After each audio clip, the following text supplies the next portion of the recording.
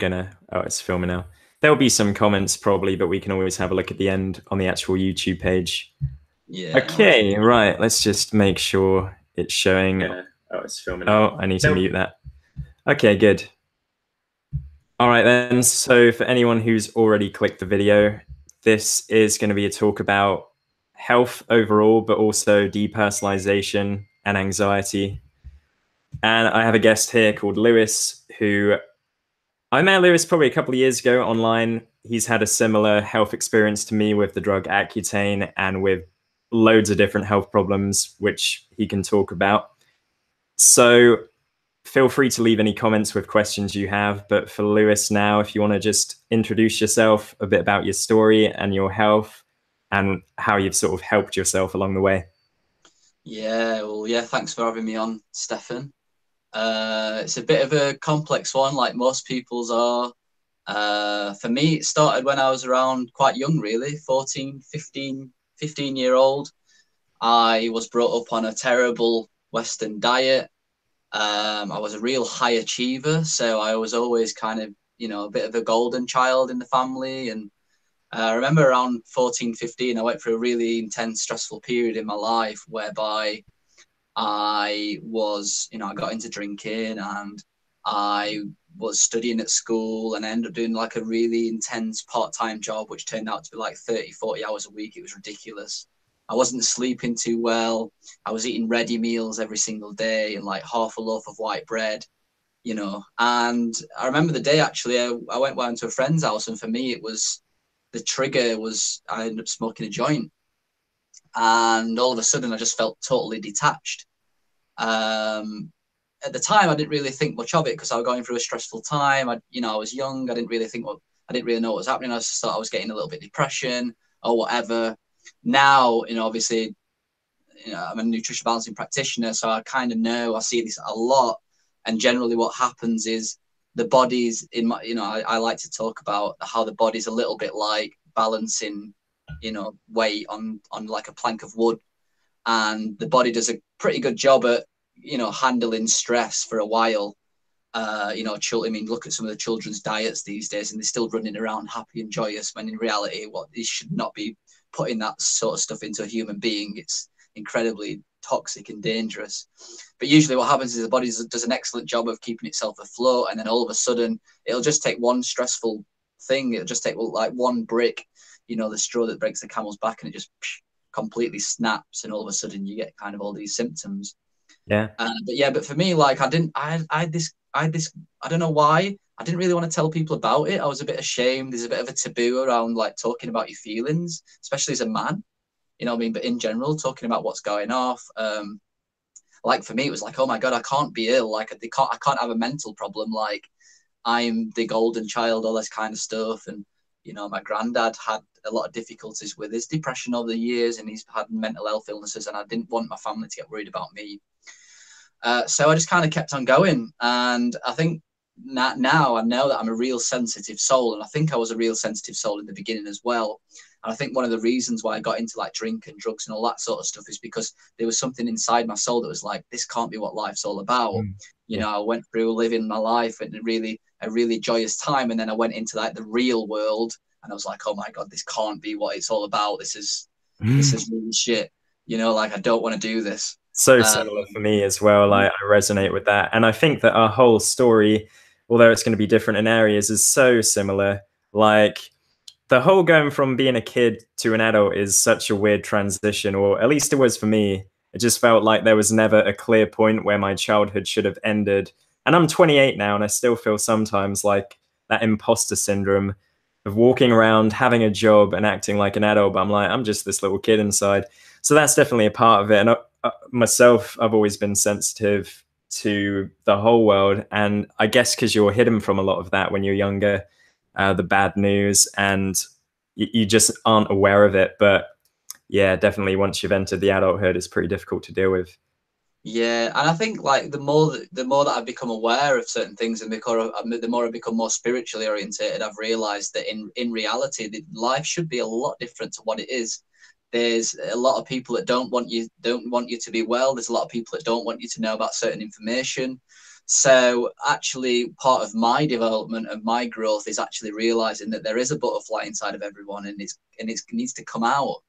But it's very, very difficult to do that these days because there's a lot of taboo around being your authentic self, and a lot of people actually can't be their authentic self because they're so toxic and malnourished and depressed that they haven't got the energy to do that.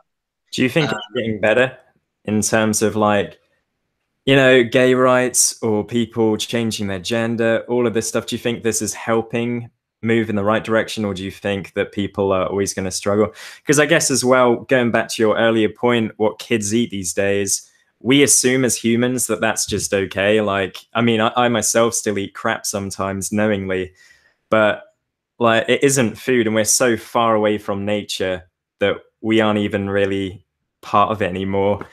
But our genes and our history is kind of so strongly linked there that if we try and go against it, like obviously I've talked about not being vegan anymore in my recent videos, when you try and give up what our ancestors did for so long, your body just isn't going to listen. It's not going to work.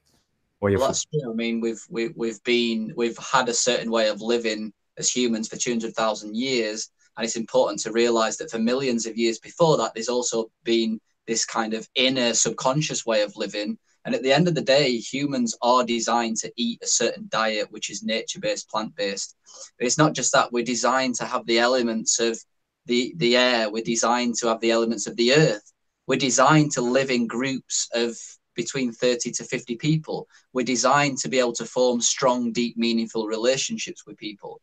And then if you want to go in terms of male and female, there is a male-female dynamic. I know a lot of people don't want to admit that, but there is, and there has been for thousands of years, hundreds of thousands of years.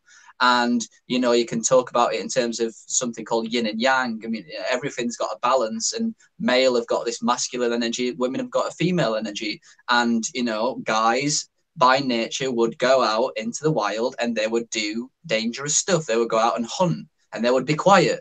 Do you know what I mean? And a lot of men would go out together as a group of men, and they would discuss certain things. Do you know what I mean? They would talk about certain things, but a lot of the time they was quiet and they was hunting, and they would raise the testosterone levels, and they would go out and get meat for the family, for the tribe, and that would make them feel good. That gave them self-esteem. These days, men can't get that sense of self anymore because we haven't got an environment, a society where that dynamic's honored. So you have men getting emasculated, you have women trying to take on the man's role. You know what I mean? You know, with the whole feminist movement, I hate to say it, but this is what's happening. And we've got in a crossover, and it's causing massive amounts of problem, whether people want to admit it or not. It really, really is. You know, and part of my healing, I didn't only have to go out and heal my physical ailments, which was difficult enough. I mean, I should probably go back and finish off my story that I started. But, you know, it took me, I mean, all right, briefly. So I started, obviously, with the derealization. I just went right down the drink and drug route. And the way that I tried to get out of it was through exercise and pushing myself and, you know, just doing as much as I possibly could. And that went on until I was 21. And I took Accutane in this point as well when I was 18. So by the time I was 21, I was in a complete mess. I mean, so severe that I had to leave the country. I was so ill. I could not handle life anymore. I had 40 different symptoms: derealization, depersonalization, brain fog, skin problems, severe depression, suicidal thoughts, acne, still. You know, digestive issues, leaky gut, all that kind of stuff. And I found out the Nutritional program that I teach now, and it took me a while to recover. It took me a good 4 years to do it because I was so ill. You know, I had extreme chronic fatigue. I had extreme liver toxicity. I had organ failure. I couldn't speak to people. So I had to relearn and relearn who I was, my personality, what I was all about.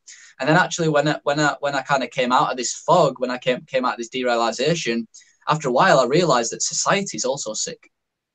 And I realized the breakdown of dynamics of why male suicide is the leading cause of death. You know, a lot of it is to do with that they haven't got a sense of purpose anymore. And also, again, like you touched on, as a man, I mean, it's getting slightly better now because famous people killing themselves that people are a fan of, and they're like, oh, this is serious. This isn't just like some teenagers who can't deal with being bullied. It's like men can't express themselves, or if they do, people will kind of like walk away from it. Like people always say, oh, that person who killed themselves, if only they'd have spoken about it. They probably did to some people, and people just don't know what to say or what to do, and so they just go, oh no, I'll be right, we'll give some generic advice. Then people Yeah. are just left isolated. And I think women have that closer bond with their friends over their emotions, and they can be more that way. But Well, again, it goes back to the whole tribal aspect of things. You know, women by nature, and a lot of women these days, you know, women by nature need to realize the amazing beauty that they had. They are the seed creators. They create the environments for seeds to flourish. Do you know what I mean? And traditionally, you know, by nature, women would stay around and create an environment for children. They would be around other women. They would be they're talking all day, every day to other women. This yeah, is, you know, you see women these days who have postnatal depression, for example, when they sat in the house with the children, they got no one to speak to, you know. And a lot of women wonder why men can't open up. It's, well, a lot of the time we're not actually designed to open up. For most of our days, for 200,000 years, we was with our mouth shut, yeah, looking, do you know what I mean? Looking for prey. Do you know what I mean? And we would come back to camp at the end of the day, and we would get basically a rundown from the women about what's gone off for the past 5 days. So we would listen, and the women would be chatting away, saying, "This has happened, this has happened, this has happened," and we would be like, "All right, where did you see the cheetah? You know, where did you do this?" And but also traditionally, when a man had finished his hunt at the end of the day, he would sit round with a group of men and talk about the day, talk about problems he had at home in the camp, talk about his children. He would get it off his chest to other guys. We kind of had that a little bit 50 years ago with the working men's clubs, etc. But these days, we haven't got anything like that. You know, what I do, you know, this is another layer of my healing, is I've realized this, and now I set up men's groups in where I live in Sheffield, and we speak about things. You know, I go out and I hunt my own food. I grow my own food.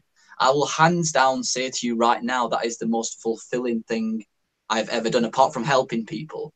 You know, what was that's that like? another. What was that like in the beginning? Because obviously, people now like, well, I say they're shifting to a vegan movement. Not really. The you know, vast majority of people are just eating crap, but people are now going vegan, and there's this idea that we shouldn't even.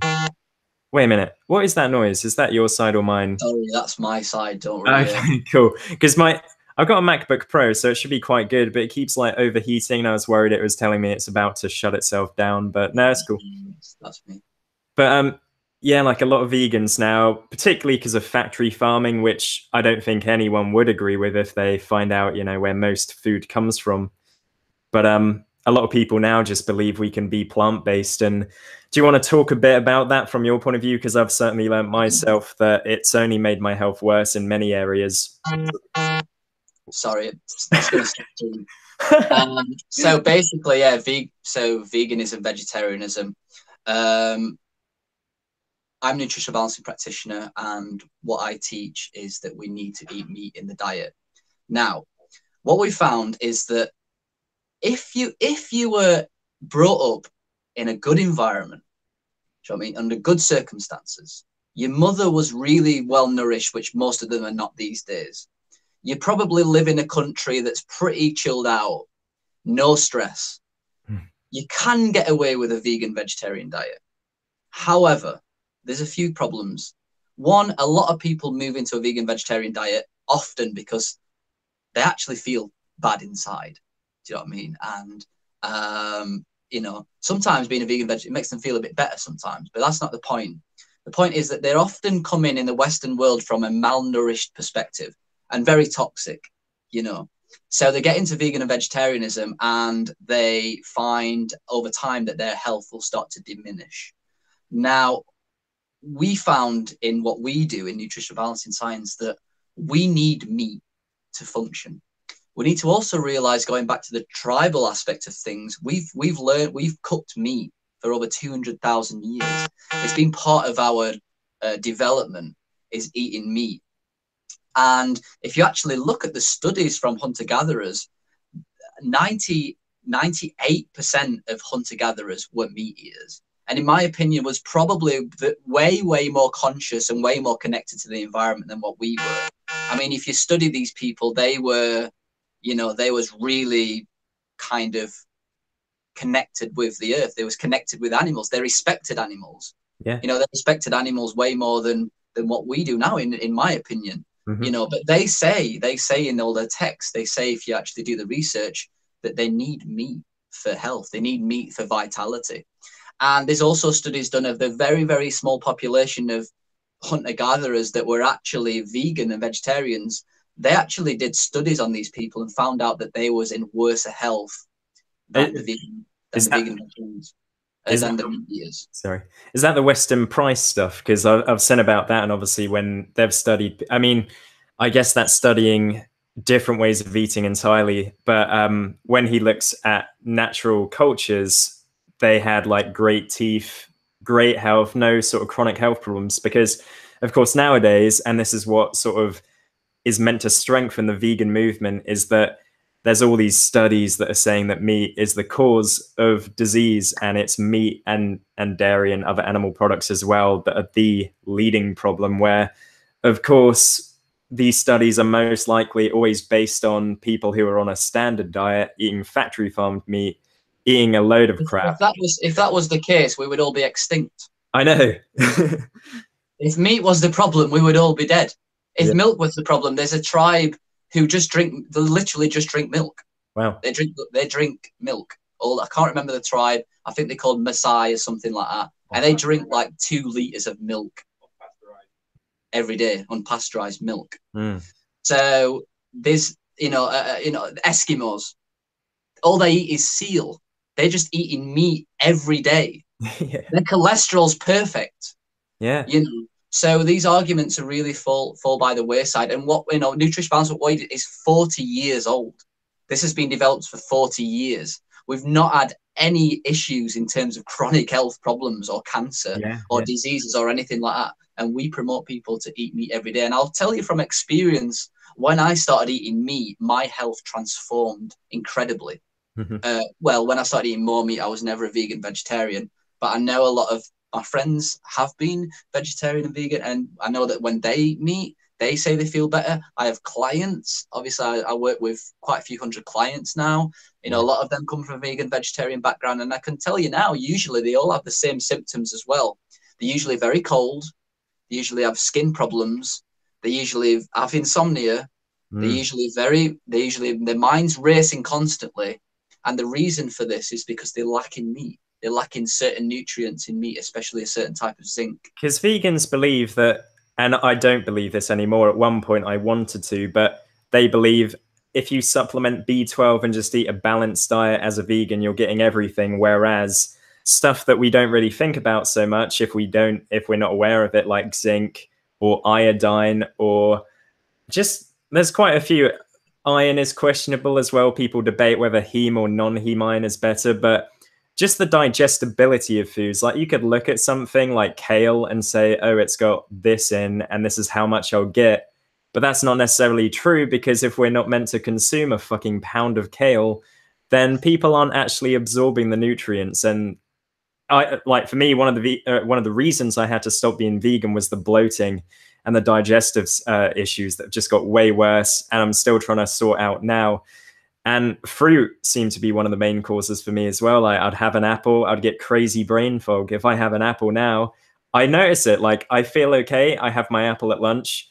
Oh, I feel kind of like trippy and depersonalized. So that's where I realized a lot of this just comes down to your physical health and nutrition, rather than it's a mental problem like a lot of people will assume. Exactly. And this is an interesting thing that we talk about, is the dynamic between something called yin and yang. Now, yin and yang is just talking about balance. It's talking about positive and negative. Now, yin is cold, it's expanded, it's chaotic, it's spacey, it's up in the air, all that kind of stuff. Yang, the opposite, it's hot, it's dense, it's grounded to the earth, etc., etc. Now, what we find in the Western world is that most people today are too yin. They're running around stressed all the time. They're having sugar, which is very yin. They're full of toxins. You know, heavy metals by nature are yang, you know, quite heavy, but when they go into the system, they can become very chaotic and they become more yin. So the trick is for healing, and this is a lot of the reasons why people don't heal properly, is that we've got to become more yang in the Western way. Now, you can see yin and yang in terms of food. Fruit, super yin, it's grown way high up, really sugary.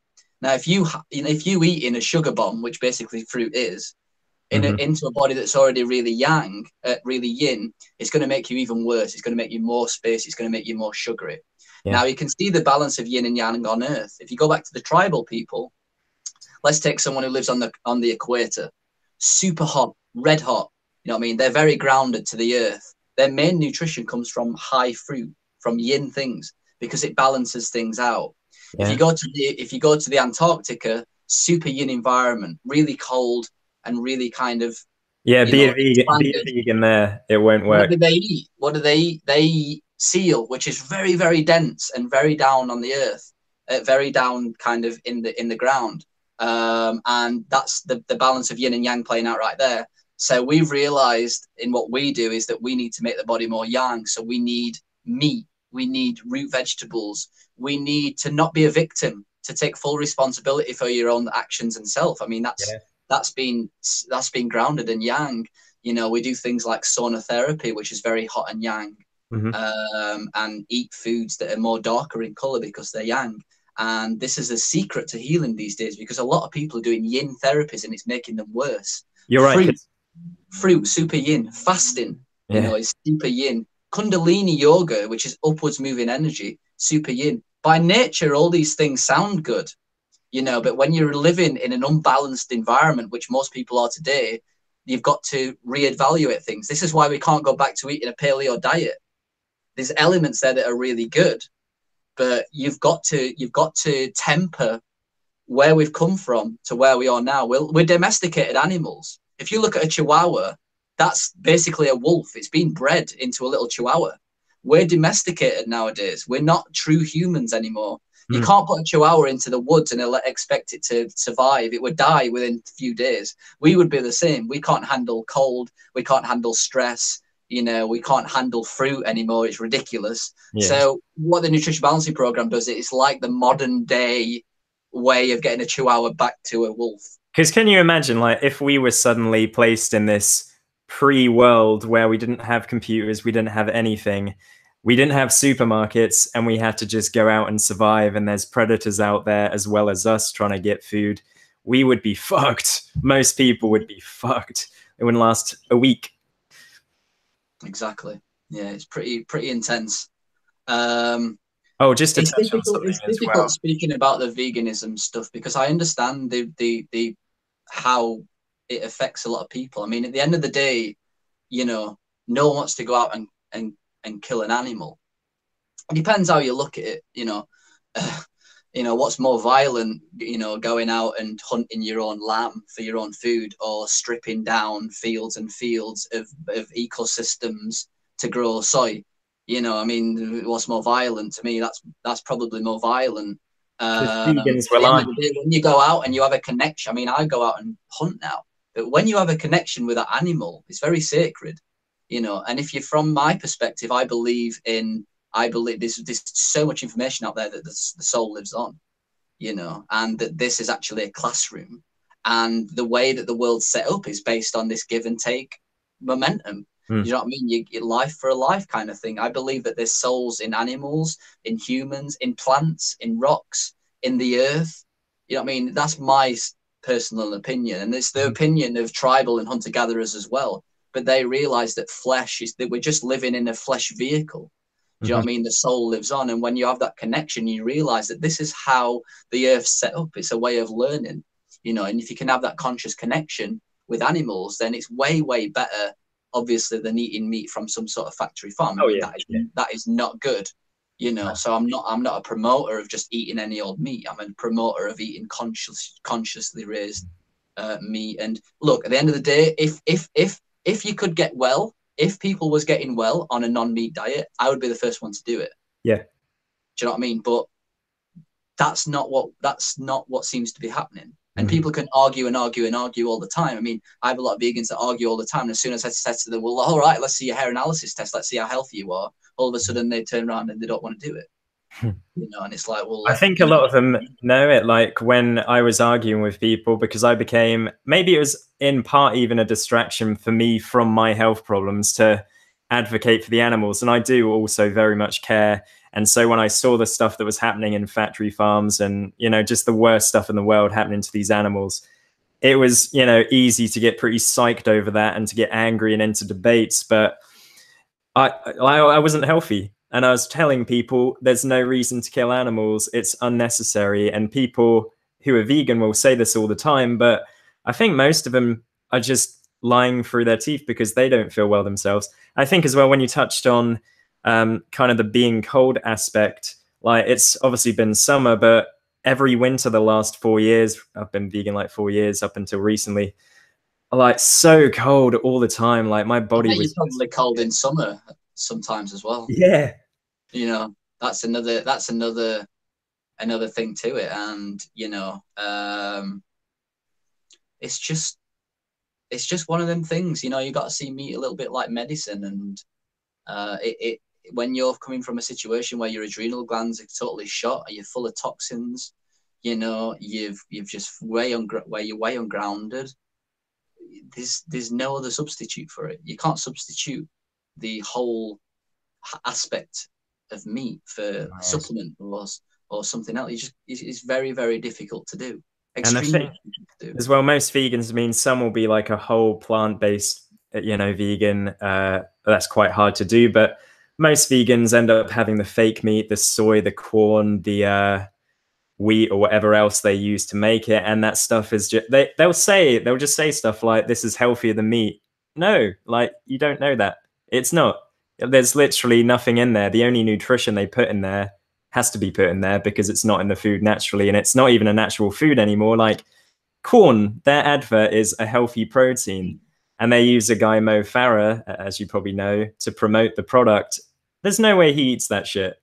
Like, and I would just get gut problems every time I would eat it, just like stomachache, bloating. Yeah. It was just. I mean, promoting marathon running promoting marathon running, in my opinion, is not a good thing anyway. I mean, if you look at the amount of people that die through marathon running, it's ridiculous. Yeah, it never gets shows on the news. But you know, we've lived healthily for 200,000 years. Mm-hmm. It's there. The data's there. 99% of all hunter-gatherers were not vegan, and they was in excellent health, both physically, mentally, emotionally, and spiritually. They've got it right, economically, sustainably, you know, in terms of the ecosystem. They've got it right. They got it right, and we can't keep denying that with science. You can't deny direct experience. Yeah. With science, I mean, look at the world today. 1 in 3 people get cancer. You know, the leading cause of death in men is suicide. Medical malpractice is the 3rd leading cause of death. Yeah. Medical malpractice.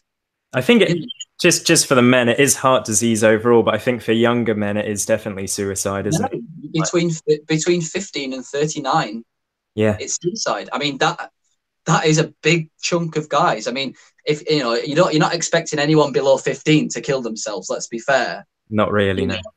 Well, you know, kids are not going to be committing suicide. You know what I mean? They've got to get at least self-aware a little bit to realize actually I'm living. It's rare. Yeah, it's rare. You know, so yeah, I mean, take that out of the system, and then you get to 39, 40.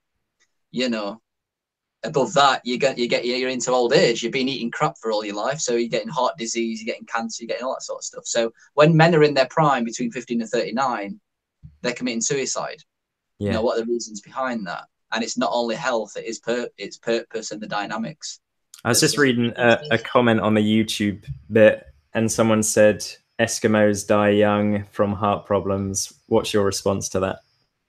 I'd love to see the studies on that. There's a study for everything. I mean, if Eskimos die young, there would be no Eskimos knocking about. They've been here for 200,000 years. You know, it's not an argument. That it's not an argument. I need to ask though, because I'm curious. Because for me, I'm trying to work out. Like for me, I mean, obviously, I'm not. Obviously, yeah. Eskimos are the extreme. You know what I mean? They're living in Oh yeah, extreme environments and they're eating meat. Let's not go to the extremes here. the Now, I'm carnivore not an diet. expert. I'm not an expert on Eskimos. My point is Yeah, they eat a hell of a lot of meat. You know what I yeah, mean? And their cholesterol levels in general are absolutely perfect. They don't have chronic disease. yeah. Do you know what I mean? They don't have chronic illnesses, nowhere near as much as what Western diet does, or And vegan some, vegetarian people.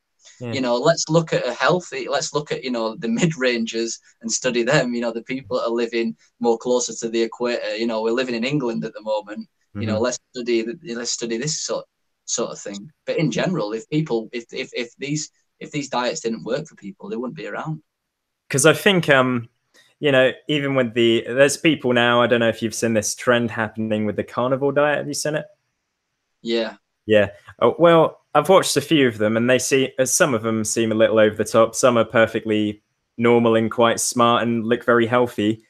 There's one who's been doing it several years now. I think he has some vegetables, but mostly meat. And his cholesterol, I can never say it right, is a little bit high, but he's had checks on his arteries, and they're perfectly fine. And it's just so much up for debate. Like, is cholesterol really what we need to look at? Is that the sole reason people are going to get heart disease? Does that mean, from a vegan's point of view, that you can't get cancer and heart disease? No. They like to believe it, but we know we've been doing this. Like, veganism has increased in popularity over the last 10 years. Like, we're going to see it, whether it's good or bad. And like, I've seen it bad. there's not been that many studies on vegan vegetarian for generationally. No, no. Do you know what I mean? I don't know about I don't generationally. So it's like it's a bit of an experiment. Mm. Do you want to be putting your kids through an experiment? I don't. I want to look at what's been working for 200,000 years. Yeah, Do you know what I mean? Like, I see a lot of videos these days on vegan children and they look very ill. they do. You hear about deaths because people have brought up the children on a vegan diet. I know someone who had a child and they was vegan and the child died of heart failure after a few weeks. Now Yeah, she's pregnant again. yeah. And there's a part of me that thinks that there's a problem there. Some of the boys Um, just look like really feminine. I've been watching some of these videos of vegan kids, pedophile, and the kids just a lot of the boys, and it might sound ridiculous, but they just look like they're not developing into a man properly because maybe their hormone system isn't working right. Just eating fucking plant-based foods and processed, I fake. used to be very feminine, Yeah. very feminine, kind of flamboyant type of guy. Mm. And I started the program and started eating meat. Over the years, I've become way more masculine to a point where women actually find me attractive. I mean, I'm not sure they didn't find me attractive, but I offset an energy that women like. It's a natural energy of groundedness, Hmm. of being sturdy and being strong and can hold space for people. Yeah. I now smell like a man. Let me Do you smell know you. what I mean? Hormones, and, and Mm. and all these kind of stuff from eating meat and eating proper things. Yeah. Um, I suppose I don't want to kind of divert too much on the veganism Oh, sort of I thing. know. Yeah. Eating meat is just a part of what we do in the Yeah. program. Just before we move on, Might one be a good last idea to point. move back to the derealization. Oh, of course, yeah.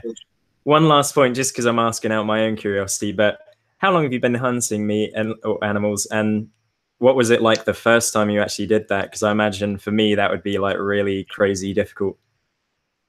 Not that long. I mean, I've been doing the program now for nearly 7 years.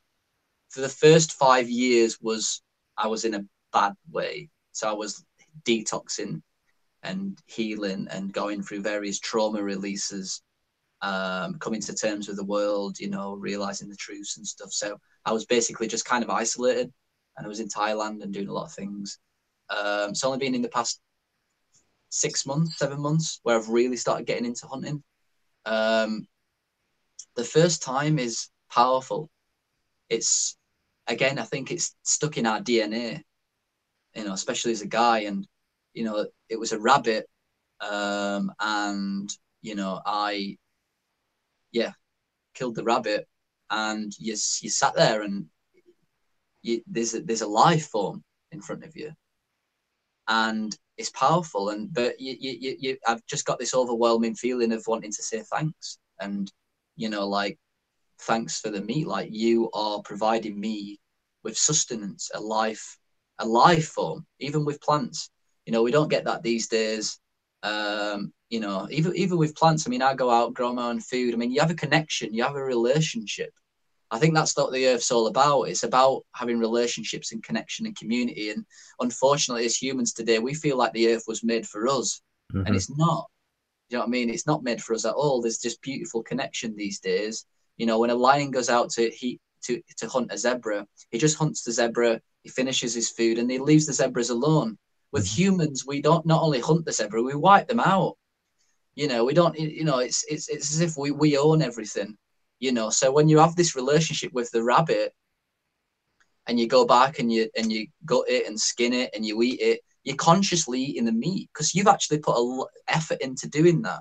Do you know what I Hmm. mean? So it's a very kind of personal thing. It's like you've harvested this animal that was a life form, and then you're actually eating this life form, and it's like powering you, and it gives you a lot of respect for that animal, like super amounts of respect.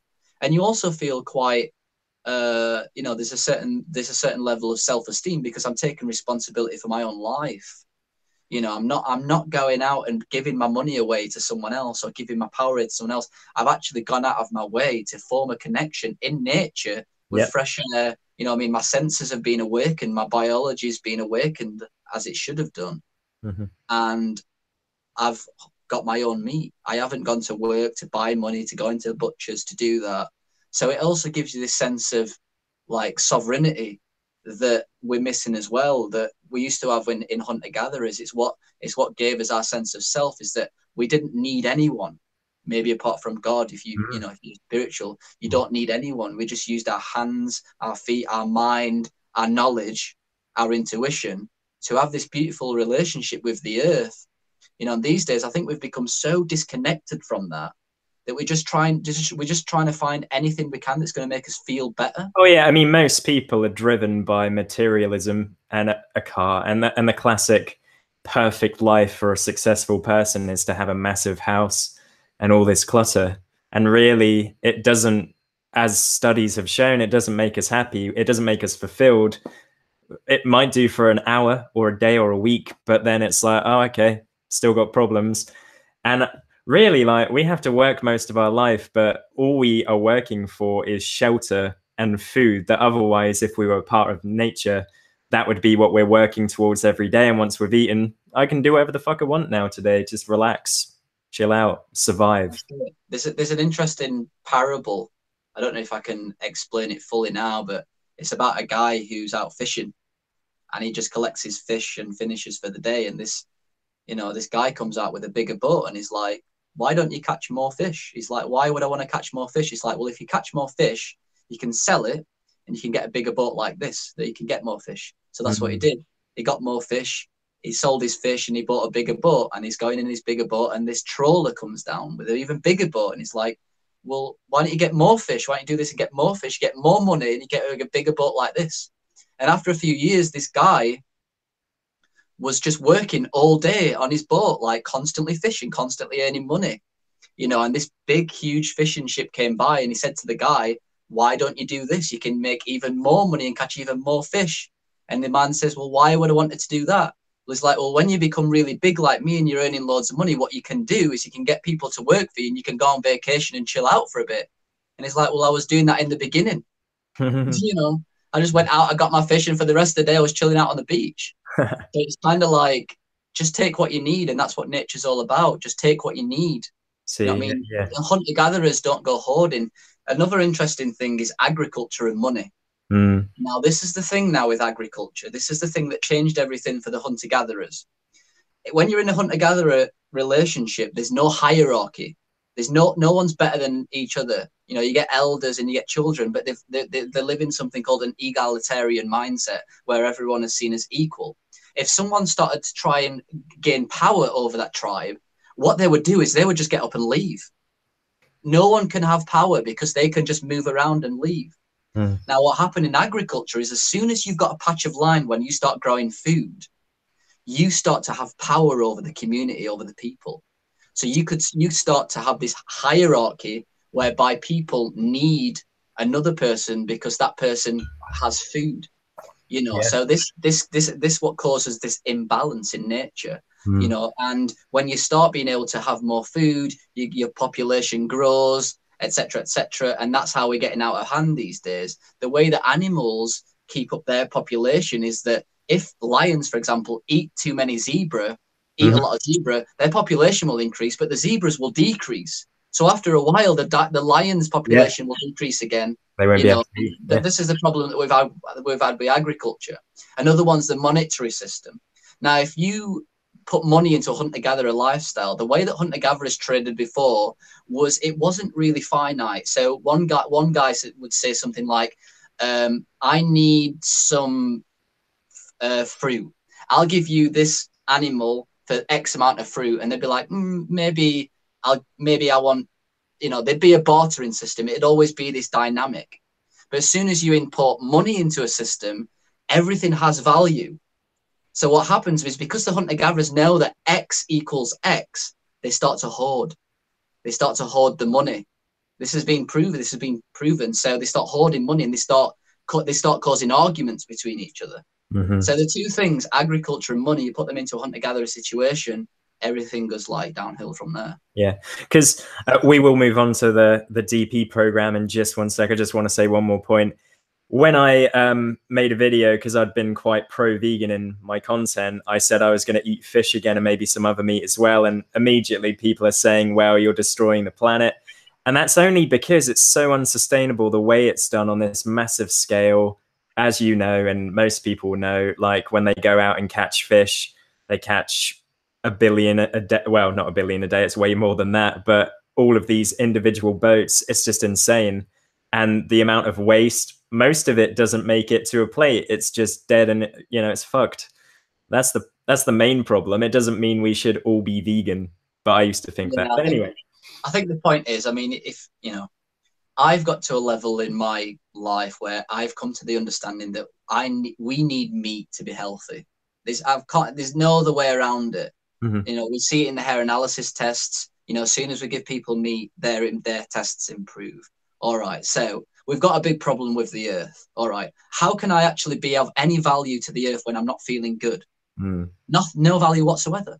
You know, I've been healing now for 5 years, and meat's been part of my diet. Yeah. I speak to people like you on a daily basis. I'm now helping thousands and thousands of people because I've actually took responsibility for my own life and I've healed myself. Hopefully I'm doing good for the world now. 4 years ago, I couldn't even get out of bed. You know, so I'm no use. If I was a vegan then, I would be no use really to the world whatsoever. Do you know what I mean? And I think that's something that people need to really understand. I mean, if you're not feeling well, you need to question things on a very deep level, because you're no good to society if you're not feeling well. It's just logical. Right. Well, we've talked about the old vegan thing quite a lot because that was interesting to me. I've actually got 2 rabbits as well as pets, so, you know, it'd be difficult for me to do that. But that's the thing as well. I just find people are kind of in this weird illusion where they will eat certain animals because that's what our culture says. But anyway, moving on. I'm going to get again. You know, I mean, if you're a vegan, don't eat fish.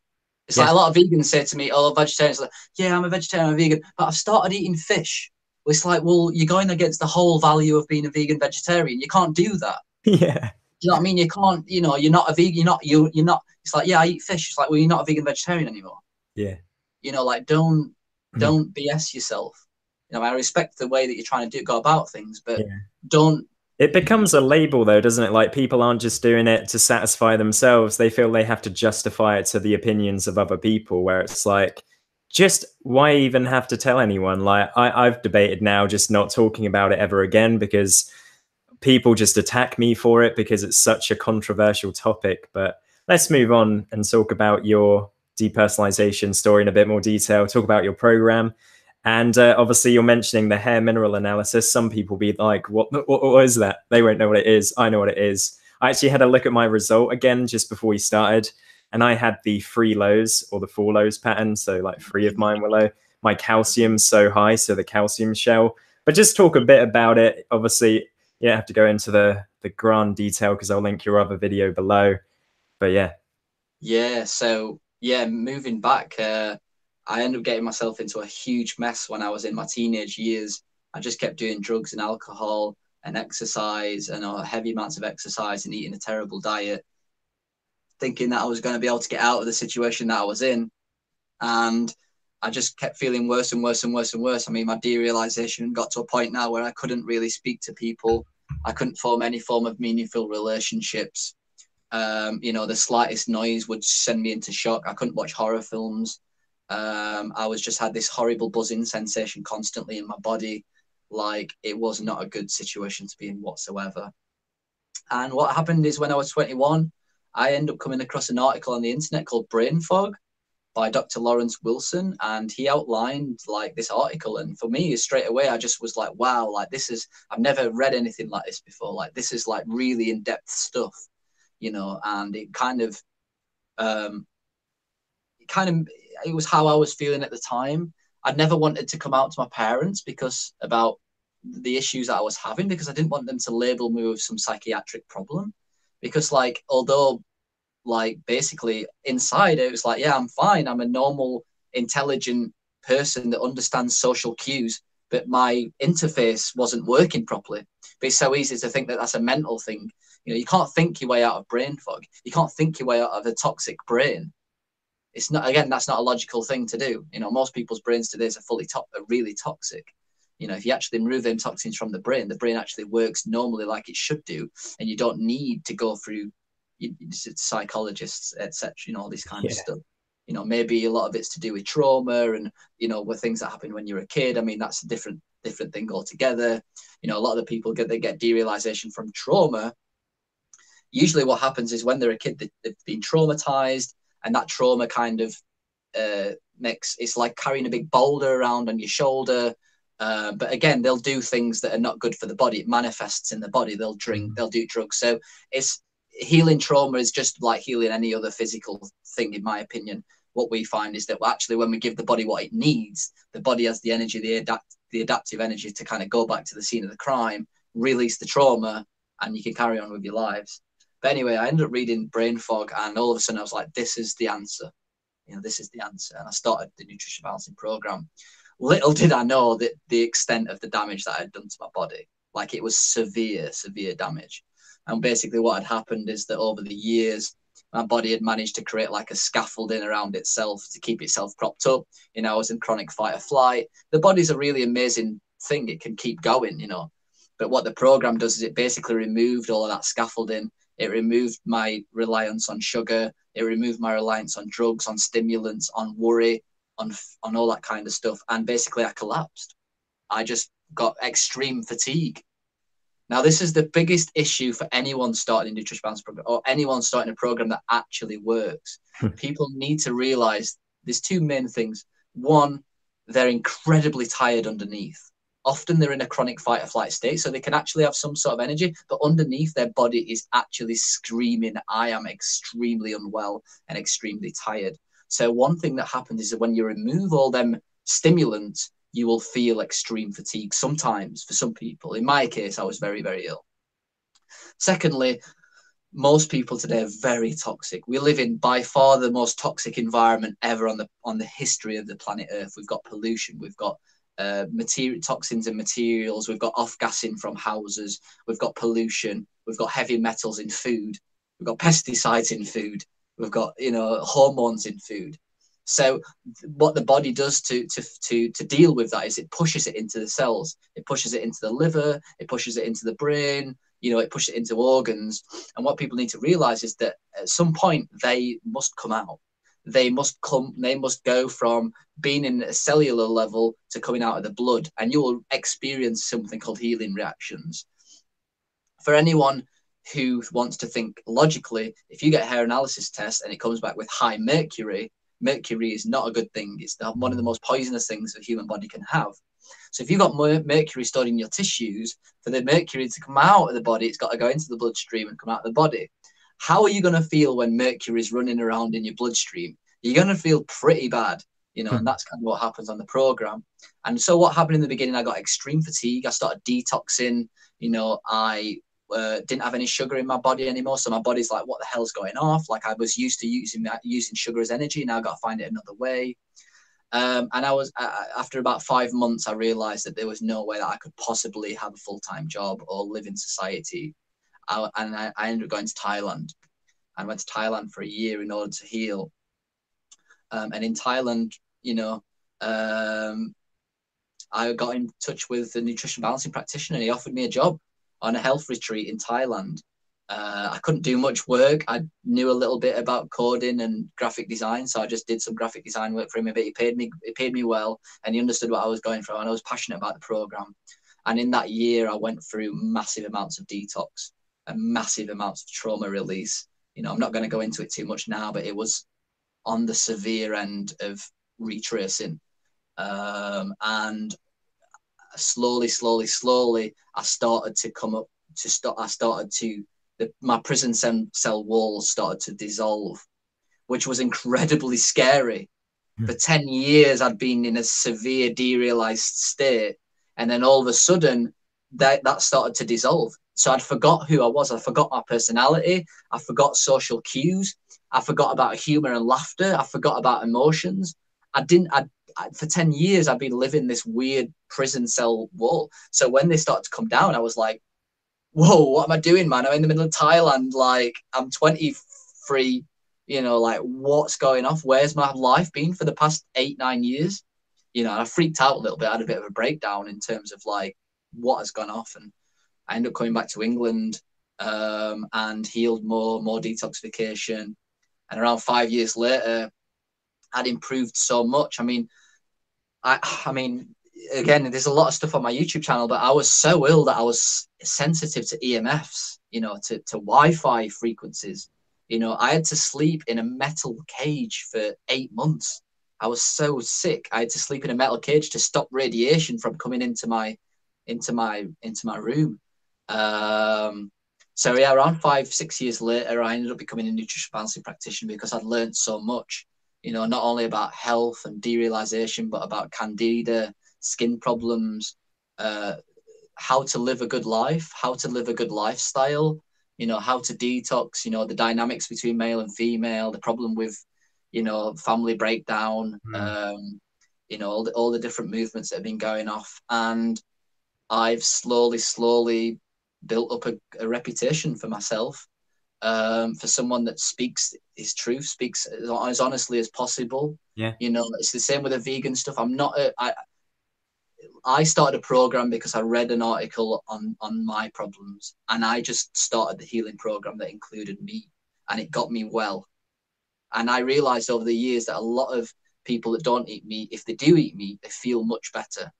Do you know what I mean? I'm not this proponent of, I'm just a normal guy that had a crappy life and a crappy upbringing. I ended up doing this program, and I found out that this works, and it does work. And I'm getting, my YouTube channel now is getting testimonials after testimonial. And, I think one good thing about what I do is that when people present me with a question, instead of me getting all defensive, I will give them a good logical answer. I mean, if you look at all the YouTube comments that I have, I can always provide people with a logical answer because I've been through that experience myself, and derealization is a complex entity. It's one of the reasons why not many people can fix it.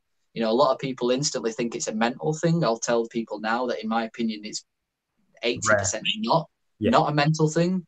It's a mixture of layers. And a little bit like the yin and yang thing in the beginning, you've got to understand that as well to heal. Derealization is a combination of many different things that you can usually find in the hair analysis. You have like candida. Candida is a fungus. It's very overgrown in people these days. Very overgrown in people have got yin toxicity. Very overgrown in vegan vegetarians and fruitarians have a lot of candida problems. So candida tends to grow in the brain quite a lot. So that causes a fogginess. It releases formaldehyde, which is a form of alcohol. So you feel drunk. So that's number one. Then you got parasites that are living they thrive on unhealthy environments. Parasites get into the brain, they get into the liver, they also release toxins. Then you got copper toxicity. Copper toxicity is very, very important one these days. It's very hard to test for copper toxicity. A hair analysis is one of the only ways of doing it. Even on a hair analysis, you'll generally find that your copper looks normal, but you've got to look at other factors like a 3 lows pattern or a 4 lows pattern, which are indicators of someone who's got hidden copper toxicity. After a while, that copper will come out of the system. The reason why people have got copper toxicity these days is because most people are low in zinc, which is ironically very high in meat.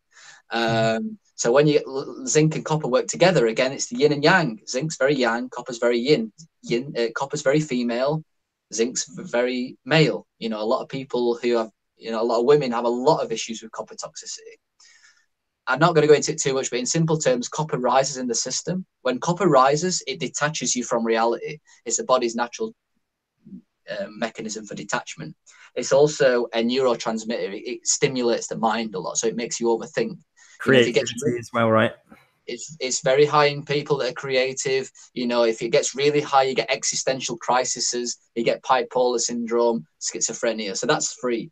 Then you got all the toxic metals. You got mercury, which is very high in people. Aluminium is extremely high in people these days. That causes a forgetfulness. Then you got manganese, lead, arsenic. You know, you've got loads of toxic metals that are causing problems in the brain. Then what you got is you've got yin disease, you know, yin toxicity, which is we have an energy system in our body. If the energy should be moving down to keep you grounded. Because people are yin, because of all these issues, the energy is moving upwards. So this makes them even more spaced out and detached. A lot of fruitarians, for example, think they're getting more spiritual. In reality, they're getting more yin. Yeah. That's what's interesting. They know they're getting spaced out and yin. Actually, when you actually become more yang, you become really spiritually, because you're connecting with the earth and you're connecting with the heavens above, you know. Other things. Sorry. You had yeast infections and stuff, right? From when you had your health issues. You had that? Yeah, when I was born. All right. Because I haven't even told anyone this yet, and it's live, so fuck it, let's just do it. About 7 or 8 months ago, it was before Christmas, so it was a while ago. I started getting like yeast infections on my dick. Like, I didn't think that was what it was, and I had no itchiness, but my dick was just red all the time. And it would sometimes clear up, but it always was red. I bought some cream online, and it worked briefly, and it kept coming back. And only a few weeks ago, I found a way to get rid of it, although I think there's still an underlying systemic candida issue I need to fix. But I put a bit of coconut oil on, and it's got rid of it on my dick. But I think that again was made worse. Candida is an interesting one. Candida is a lot of people. There's some secrets to Candida that not many people are aware of, right? Copper is the body's natural Candida killer. It's a Candida killer. You know, copper, for anyone, they sometimes put in swimming pools for fungi and stuff. A lot of people have copper toxicity, which is hidden in the cells. For you to really, truly get over Candida overgrowth, you have to balance out copper. And that's really difficult to do. Also, the adrenal glands as well are usually low with people that have got Candida. You know, so even if you have like a low sugar, low carbohydrate diet, you can kind of manage Candida for a while. But as soon as you eat a little bit of sugar again, it'll just go crazy. And the secret to being able to do that again is to balance out copper and to increase the adrenal output, which is super difficult because people don't know how to do it properly. You know, people have got no idea how to balance copper. People have got no idea truly how to truly increase the adrenal output. And this is why no one heals things like EMF sensitivity, derealization, brain fog, skin conditions, candida, you know, overthinking, schizophrenia. Not many people out there are in my position where they've had 40 symptoms and they've managed to get over them all. Very, very rare. It's because the process of doing it is so precise. I mean, you know better than anyone. I mean, you've been doing this for 10 years now. You know how difficult it is and how precise it is. And it's a little bit like what we was talking about, how the domestication. You know, we become so domesticated and so fragile. You know, in my opinion, we're no longer Homo sapiens sapiens. We're Homo fraginalis. We're a new section of humans. We're the fragile humans. We're so fragile. And it's so important to be super precise with how you do stuff. And this is why the hair analysis is so good, Because because I the hair tried to analysis, cheat when I was doing it. I thought, fuck it, let's just take loads of zinc and see what happens. And oh man, like the copper detox symptoms were so severe. Like my anxiety and everything. I only took 2 zinc supplements, so about 50 milligrams. But that copper, that was when I knew that yeah, this is a legit problem. And the brain fog and everything, it was insane. I thought I was going to cry all day. I was at work, just panicking inside. And then well, when I that's the thing. Yeah. Sorry. no, that was pretty much it. Once I tapered it down again, the zinc, instead of having 2 a day, it's like, oh, it was that. Like that was definitely the trigger. Mm. This is the biggest issue these days with people need guidance. They Hmm. need guidance. I wish I didn't have to do this job. I wish I could give someone some supplements or a program to do and they'll be fine. But they don't. They need guidance because you're going to go through mad times. I remember when I first started taking zinc, I was completely, what is going on? I remember when I first did a sauna, when I first, experienced extreme fatigue, when I first went through a trauma reaction, when I first had kelp, all these have a very, and people just get put off straight away because we live in a quick fix society, and, we're so confused. We've got this idea, that idea, this diet, this form of meditation, and it's so confusing. And it's one of the good things about the hair analysis test is that we can actually see in scientific terms the blueprint, the mineral blueprint of someone's body, and someone who understands how to read them properly can devise a program that's going to put them on path. But then you got to do retests, etc., because you get on a program and it kind of shifts your body chemistry, and then 4 months later your body chemistry shifted, so you then need to, you're constantly on this wave of trying to get into the middle. And that's what the hair analysis does, really. We're constantly changing the program based on your minerals to try and get you as in the middle as much as possible. And when you're on that middle ground, that's when the healing happens. You're not so tired and fatigued that your body can't even detox. Some people are at the opposite end, actually. They're super like wired and Hmm. anxious and all that kind of stuff, which does the opposite. Just that causes more problems of more adrenal output. So you got to kind of hit that middle ground.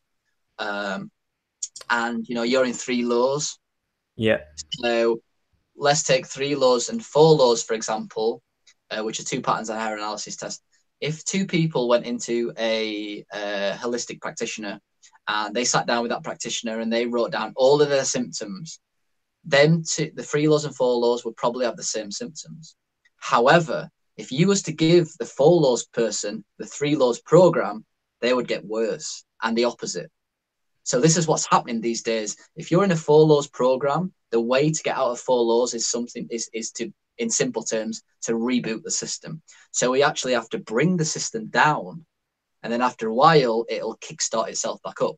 With someone in 3 laws, what we're actually doing is we're actually raising their metabolism a little bit, and that's how you get out of 3 laws. So you can see the problem here. With one, we're going down to come back up, and with the other one, we're kind of going straight up. You know what I mean? So a lot of people are being given in 4 laws something that's going to make them 10 times worse. Sometimes zinc, a lot of people, zinc can make people worse depending on their pattern, even though they've got copper toxicity. Do you know what I mean? So a lot of people watch my videos and they'll get in touch with me 6 months later and they'll be like, "Oh man, I just took zinc, Lewis, and it sent me crazy." And I'm like, "Why did you do that? Like, if zinc was the answer, I would not have a YouTube channel with so many videos. I would just be like, take some zinc, you're gonna be fine." The whole world would be super healthy if the problem was down to zinc supplementation. The Mm. reason why the whole world is really unhealthy is because it's so bloody difficult to find the answer these days, because yeah, massive amounts of information and massive amounts of detox, you know. Your So my your point is, um it's super, super precise.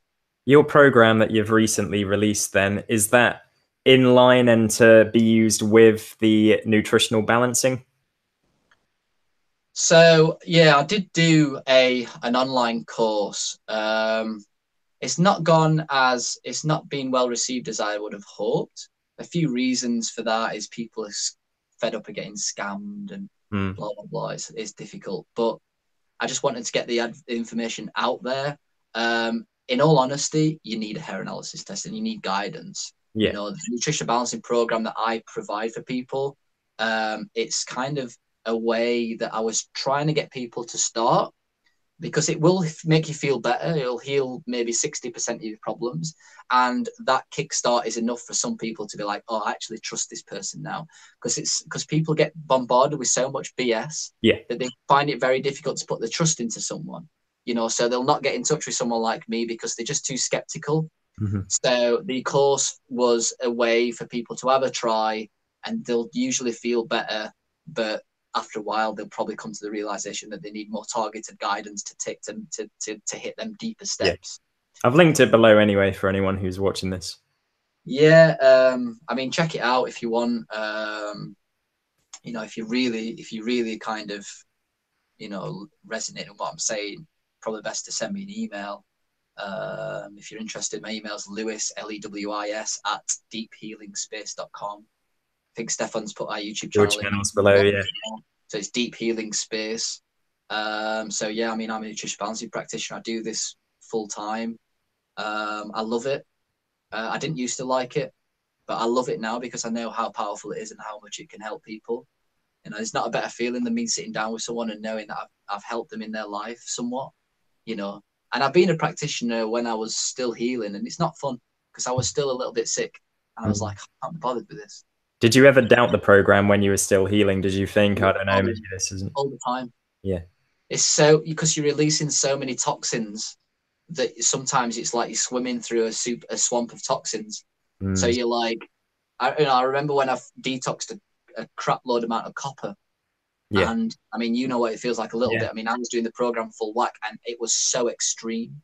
I mean, this doesn't happen to everyone, but it was so extreme. I started to resent Dr. Wilson. I'm like, he's killed me. You know, but in reality, it actually got the copper out of my system, and it was a tough period of a good few months when I was really struggling. But it was the copper coming out of my system. You could see it on the hair analysis test, so that makes me feel better. Yeah. You know, if you went to a practice, if someone just come to me and I didn't have any scientific background, and they went through something like that, you'd be like, oh, fuck, I think you're gonna have to go to the hospital, man. You're like, what's going on? I'd say analysis, you can see the copper rising, and it makes you feel a bit. Oh, actually, the reason why I'm feeling like this is because it's like for a reason, you know. You definitely, depending on the person, have to have an open mind, because a lot of people will dismiss certain things straight away. Obviously, like I remember seeing a doctor once. I didn't even bring it up. They just happened to guess that I was going to do a hair test, and they said, "Oh, you know, a traditional doctor's not going to believe that is legit." Which is like, I recommend you don't go down that route. And you've always got those seeds of doubt from people in society that, hair test. So I guess for the people that are listening to this who are skeptical, not of you as a person, because I think you come across really well and honest, and I know that you have experienced these health problems because we've talked about it years ago, and you're very consistent. But for the people who doubt, you know, like as an example, coffee enemas, the people that are going to say, well, what the fuck is that? What would you say to these people? Well, let's put it from this perspective. Let's go back 200 years to the 1900s, before the medical licensing board came into place. America and the world was in something called a free market system. It's a little bit like a car garage now. If you want to go and fix your car, what do? Oh, go down to this garage. He's cheap. He's good. He does a good job. That's what the health system was like in America back then. If you had a cold, it would be like, go and see John down the road.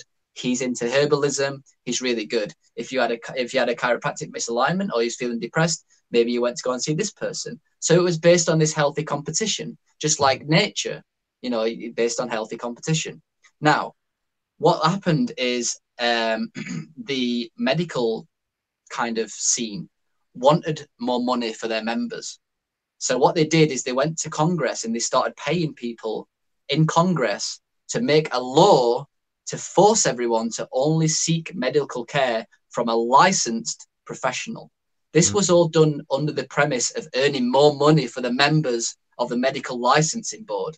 So straight away, the medical industry that everyone's all open arms for at the moment was brought about through greedy people that wanted to make more money by selling pharmaceutical drugs. And both of us have learned from Accutane, and there's loads of people who we've both spoken to who are fucked from that drug. Some maybe not, but a lot of people have taken that. And the people making the drug and making the money don't give a shit. They'll just publicize a little statement saying there's no link between this drug and depression. People are depressed because of their acne, even though the drug cures acne, but people kill themselves because of the drug's effects. So I, like you, learned a long time ago that the medical industry is not Exactly. promoting health. It just gives There's a fuck about money. There's a graph. And if you look at the health of America, the general health of America before the medical licensing board came into place, and by the way, I got a video on this, it's called The Truth About the Medical Industry on my YouTube channel. The health of the people since the medical board came in, you can see it over time, goes down and down and down and down and down until now. The third leading cause of death in America is medical malpractice. Mm. Medical students get 1 hour of nutrition in their 5-year. I mean, I heard this 2 years ago. It might have changed now, but they get something ridiculous like a tiny, tiny amount of nutrition. Yeah. If you go into a medical doctor's office, you're sat there for 10 minutes, and you say to him, "I've got depression." He either sends you to a psychiatrist or he gives you pills. Mm-hmm. Why is he saying, what's your lifestyle like? What food are you eating? Never what asked. water are you drinking? Are you drinking Red Bull? You know what I mean? Have you split up with your wife recently? How's your work going? How's your job going? You know, let's have a look at your your structural imbalances. Yeah. Where are all these questions? Just to plug a book real quick that I thought was really great. I don't know if you've heard of this one. It's quite recent. It's called Lost Connections by John somebody. And I listened to it on Audible, but essentially he touched on for the first part of the book, and then it's about the reasons why people are depressed, like the lack of being close to nature and having a purpose and all of that stuff. But he speaks about the research behind these antidepressants and the amount of lies that have been hidden, and the way people believe, like the average person believes, oh, if you're depressed, simple, just go to a doctor, get a drug. Like that, it doesn't work. It really doesn't. There's actually studies out now that when people go into a doctor's for suicide and they get given the drugs, as soon as they have the drugs, the suicide rate goes up. They're not even doing the job, you know. And again, it's a very arrogant way that humans have kind of got these days, where we think that we can make something synthetic that's going to perfectly synergize with arguably the most complex thing in the universe. We think we know a lot about the human body, and we do, but we don't know how these drugs have an effect on very, very, very deep, complex levels that nature's figured out for millions and millions of years. Yeah. The dynamic between biology, you know what I mean? Like, it's so incredibly complex for you to think that you can take this synthetic drug and it's gonna like not give you unhealthy reactions. There are people rather than like a herb that have been that we've been synergized for millions of years, and you know, even with herbs, like a lot of medical drugs are actually extracts from herbs. Mm-hmm. And there's another arrogant way of looking at it. It's like, oh, we'll find the active ingredients. Like, no, you're thinking it, you're going about it the wrong way. Yeah. It's not the active ingredient, it's the whole system that works. Do you know what I mean? And this is what nutritional balancing is all about. It's not just about giving a diet or supplements or this. It's about like providing a holistic approach, basically giving the body what it needs, and then saying to body, use your own wisdom to figure it out what the problem is and heal it. That's all the body needs. It's just like a plant. If a plant's sick, you're not going to fix the plant, you fix the environment. Mm-hmm. It's just like the body. You fix the environment of the body, and the body has its own wisdom. It knows how to heal itself. Do you know what I mean? And it will heal itself given the right conditions. It's like the talk of what was I going to say? First of all, I do need to point out, I'm either going to we'll have to end this soon, or I'll just have to turn my camera off, because MacBooks suck and they only give you 2 little ports, and I need to charge it. It's going to run out soon, so I'll have to probably kill my camera, but I can still use the mic. But I was going to say, yeah, like there's talk of making meat in a lab, which from an ethical point of view, vegans are happy about. But I just, you know, that's going to not work. You just know that you can't replicate nature in that way, where you can take some stem cells or whatever they're planning to do and then make meat that's going to still be healthy and not going to just completely destroy us all. For me, it's so simple. It's what's making me feel better. I'm eating organic food, part of nature. I'm drinking spring water, part of nature. I'm eating meat, part of nature. And then we move on to more of a social aspect. I'm forming deep, meaningful relationships with people who actually give a shit. Mm. Part of our natural environment. I'm going out growing my own food and hunting my own food. That gives me a real great sense of self, part of nature. You know, I'm going out in the sun, I feel really good. I'm getting my vitamin D, part of nature. If I go and sleep outside and I'm in the circadian rhythm of the moon's sun cycle, I feel much better, Oh yeah. part of nature. You know, and these days we're just so far removed from that In natural every aspect. area that we can be, electricity, like keeping us up until midnight when the sun in the winter has set at 4 p.m. Like, there's so much research behind that. Like, some people think if you get 7 hours of sleep or 8 hours of sleep, that's fine. But if you go to bed at 2 in the morning and wake up at 9 in the morning, you're going to feel shit because you've disobeyed nature, basically, trying to cheat the system. We're And trying to cheat. it We, won't we, work. we feel that the world was made for us, Mhm. and it's just a real terrible thing. And we have to have prophets and religions and all this kind of stuff to make us feel better, to teach us how to, to teach us how to live. We're trying to we're trying to go to the moon, we're trying to do this, we're trying to build iPads, but no one knows how to live. No one teaches us how to live, but it's Yeah. already there. The blueprint's already there. No chronic diseases, sustainably fine, politically fine. It makes us happy. It fills us up with self-esteem. We're Mhm. part of nature. We're biological beings. People don't realize how beautiful it is to have a connection with nature. It's really beautiful. Why, what do people do when they feel sad and depressed? They often go out into the woods. They've got to get to the lowest point to go out into nature. Yeah. Same with war. We've got to have wars for us to come together as a unit, as a community again. And nature's not stupid. It knows that we're going to have to go back to it sooner or later because we feel crap. Like you You know, said at the start of this as well, it never made sense to me that life is what society pushes. Like, going out drinking is what most people in their 20s do. And for me, I always felt like, why? Like, it's not good for you, alcohol. And that's probably only because I've had the health problems. Most people take their health for granted, but I would rather go gardening or go for a walk in nature than go and just drink at a pub. Like, that's so boring to me, like so boring. yeah. I mean, even sitting outside and watching a fire, like you feel good, or singing a song, or dancing, or doing a ritual. Mhm. And people don't realize that it's hardwired into our biological system. Like, stop trying to cheat the system. It's not going to work. Yeah. It's not going to work. And that's kind of I'm a proponent of all that kind of living. And the reason why I'm so passionate about this is not because I'm trying to make money like what everyone thinks on the internet. It's just Mhm. trying to make money. I'm like, this is not a get rich scheme thing. No, Like, trust me, like, no. it is not. Like, you do not want to be sat down every day speaking to sick people, for money. It doesn't work like that. You do it because you're passionate and you want to change the world, and you want other people to experience what you can feel and experience, because the difficult times that they're going through because you've been through them as well. Do you And know what that's I the mean? issue. Like, there's so many dishonest people in the world that I saw you post in the Accutane like side effects group on Facebook, and some people just aren't willing to hear it. They're like, "Oh, here's another guy trying to sell." I mean, your program you put for a tenner, which is very cheap, and there's a lot Yeah. to it, but people are still like, "No, this guy's just after money."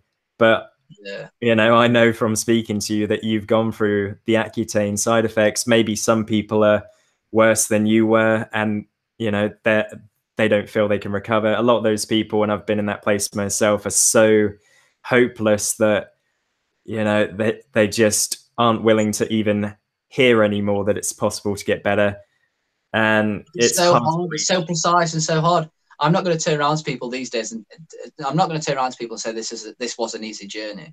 It No. was by far the most hardest journey. However, it was a blessing in disguise because I had gratitude for my life. I learned about the truth. I seeked out deep, meaningful relationships. I seeked out nature. I seeked out God. I seeked out a spiritual mindset. All this has come from the back end of my illness. But it's so hard to do. The yin and yang kind of thing is very important. Understanding biochemistry, understanding zinc and copper, understanding how to live, understanding how to build a business without exerting too much energy. Like, it's so complex. And we've got 400 videos on our YouTube channel just trying to help people. But I will say, if you want to check out the course, check it out. Yeah. You know, but yeah, if you do want to start a nutrition balancing program, just get in touch with me, Lewis at deephealingspace.com. You know, check out my website, deephealingspace.com. Happy to answer questions or chat on the phone or any of that sort of stuff. From your point of view, with your health now, then just give people a little look into what to expect. Like, what do you eat now? Do you ever have processed foods? Do you ever go to a restaurant? Because obviously restaurant food's pretty shit. Do you ever like have a cheat day, or are you really like strongly committed to this?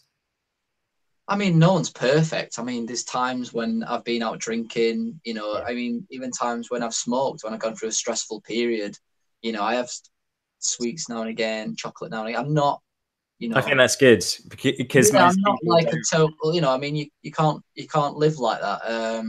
No. You know, I do have more respect for it now. You know, in general, like 95% of the time I eat well, but Mm. it's not because I've got an anal personality. It's just because I'm so passionate about how well it makes you feel. That's just how I like to live my life. You know what I mean? You know, it's not like I want to go and drink anymore. I don't want to do that. Like I don't want to eat pizza. You know, like you know, Yeah. I don't want to do it. So yeah, I mean, for anyone who's interested in the program, it consists a lot of vegetables, some proteins, a little bit of grain, some good quality sea salt. Obviously, I'm glossing over it. It's way more complex than that. And you got lifestyle. You know, what I mean, it's living a calm, you know, relaxed lifestyle, having good work life balance, having some healthy activities. Then you got like detox. So we're a big proponents of coffee enemas, near infrared sauna, reflexology. Talk about the coffee enemas because people will question that one. Well, it's a little bit like the Chihuahua thing. We've come so far removed from nature that actually, if you just give people the right diet, they can't heal anymore because we're so toxic, we're so incredibly toxic. So unfortunately, we need to add extra things onto our health these days to help us release toxins. And one of the best things is a coffee enema. Anyone that knows about the Gerson therapy, which is a really popular cancer therapy treatment, he was doing 6 enemas on people a day, and he was successfully overcoming. It was overcoming cancer. I mean, the biggest issue with enema is the whole taboo subject of, you know, popping something in your bum. You know, it's not a You nice have to thought. talk me. Do you remember, like, for anyone who hasn't heard me say before, I did probably like 5 or 10, like somewhere between that number, and you had to tell me to try it just so many times. I was like, it just felt, I don't know, there are connotations behind putting stuff up your ass, and also I felt like it was gonna like hurt but to be fair, like it wasn't really a big deal at all. And in No, fact, as it's you've fine. It said, actually feels nice after a while. put coffee up your ass, not while it's boiling hot.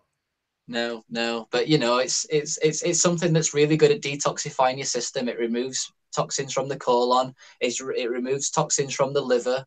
You know, it's just a great method of healing. Do You you know, still I do do. them now?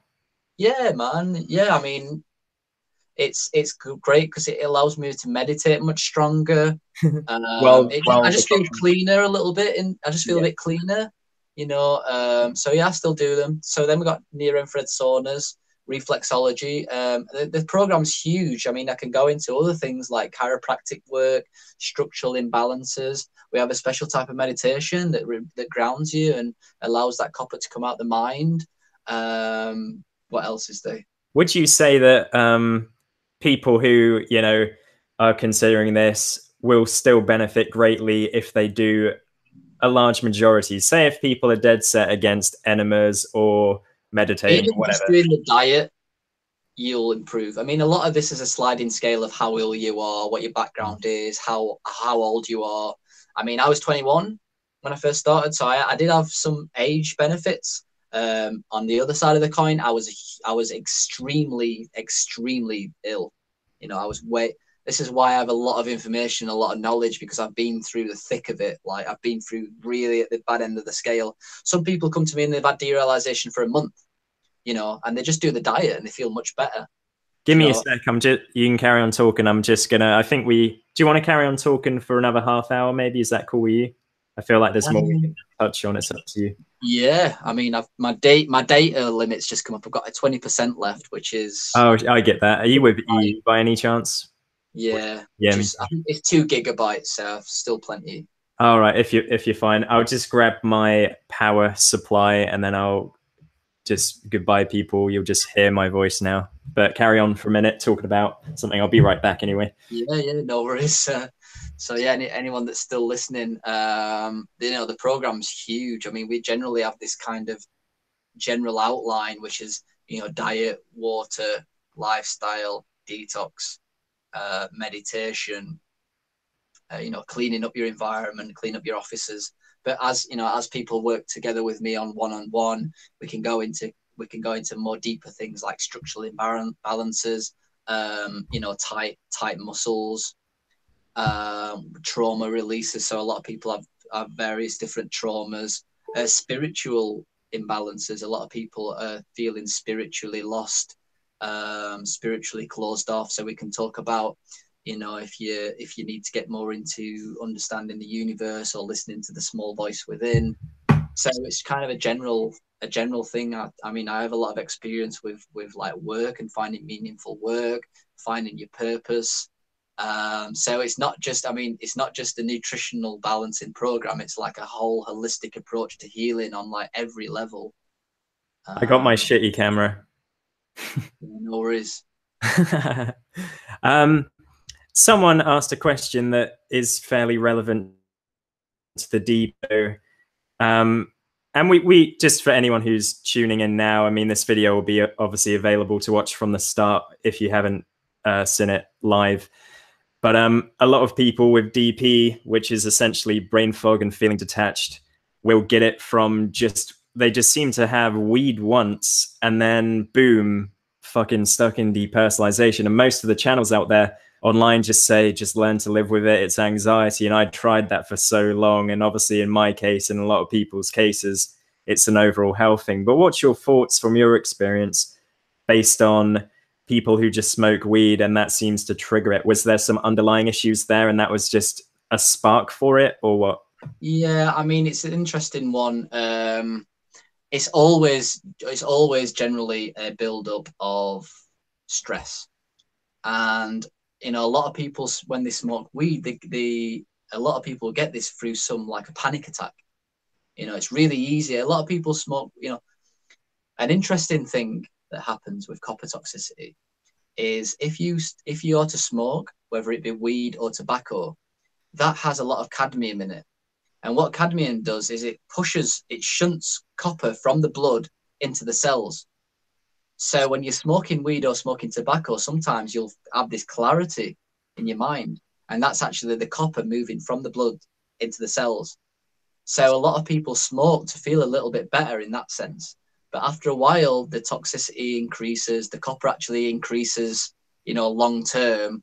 And it gets to a point where weed actually starts making people feel super anxious and it starts to stress the body and it can send people into a panic attack. And it's that panic attack that basically will send the body from one state of living, which is kind of survive. It's kind of dealing with stress, and it just shifts them into a survival mode.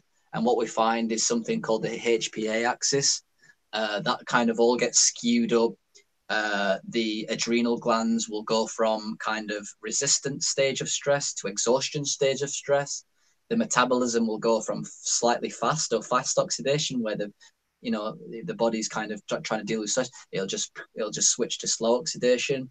So overnight, due to like smoking weed and increasing cadmium and causing some sort of anxiety and panic attack, or it messes a lot with the HPA axis at weed as well. That can be the trigger. But yeah, I see it in anything. I see it from losing a job to getting poor grades at school, to alcohol, to ayahuasca. Anything that causes a significant amount of stress on the body can make that switch happen, and the switch will happen overnight. Yeah. The body. There is a study out there where it's proven that the liver can actually function on with 2/3 of it like dead, and you don't get any symptoms. That's how powerful the body is. And then all of a sudden, it'll go from 2/3, so it'll go from 66% dead to 67, and then all of a sudden all the symptoms will come. And that's a good way of looking at it in the body. And like I said in the beginning, when that plank of wood's bending, the body's keeping itself afloat, and then all it takes is a weed or something stressful, and it snaps. And to get that plank of wood back together after that process, that's the difficult part, you know. And people get themselves into a downward spiral once that plank snapped, because they'll freak out, you know, they'll start taking medical drugs, which is just adding to the toxicity. You know, they'll start doing CBT therapy, which is fine in general. It's good for the mind, but not good for the, you know, doesn't heal the physical. And then, you know, they'll start eating junk food because they're feeling depressed. They start doing a lot of exercise, which is counterintuitive because the adrenal glands now are really struggling. So they'll do exercise, and it might temporarily make them feel better because the adrenal glands are getting kicked into shock. But Yeah. after a while, that makes them feel more tired. That was one of the most frustrating things for me. I used to go to badminton or just try and stay physically fit. But if I did anything that wasn't just walking or like yoga, my body would be awful. Like the dizziness I would get, just the fatigue for days afterwards. So I'm still in that place now where if I go do a heavy sport, I know my body can't handle it. So I still have a lot of distance to go with this.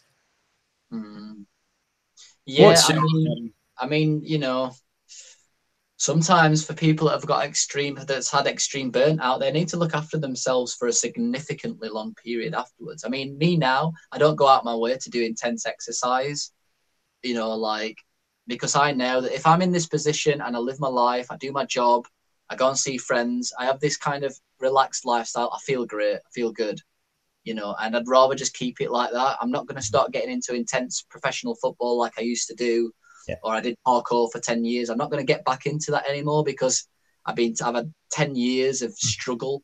And it's when you get to a point where you feel good and you feel fairly balanced, you know, you don't feel the need to go and overexert yourself because you feel fulfilled from other things in your life, from your friendships, you know, from events, from family, you know, from various different things. And that's the kind of key to get to. That's the stage to get to. Yeah, I mean, comparing how bad you were when you were most ill to now, walk us through like a day then versus now in terms of waking up and going for a day, what you could do back then compared to what you can do now. Yeah.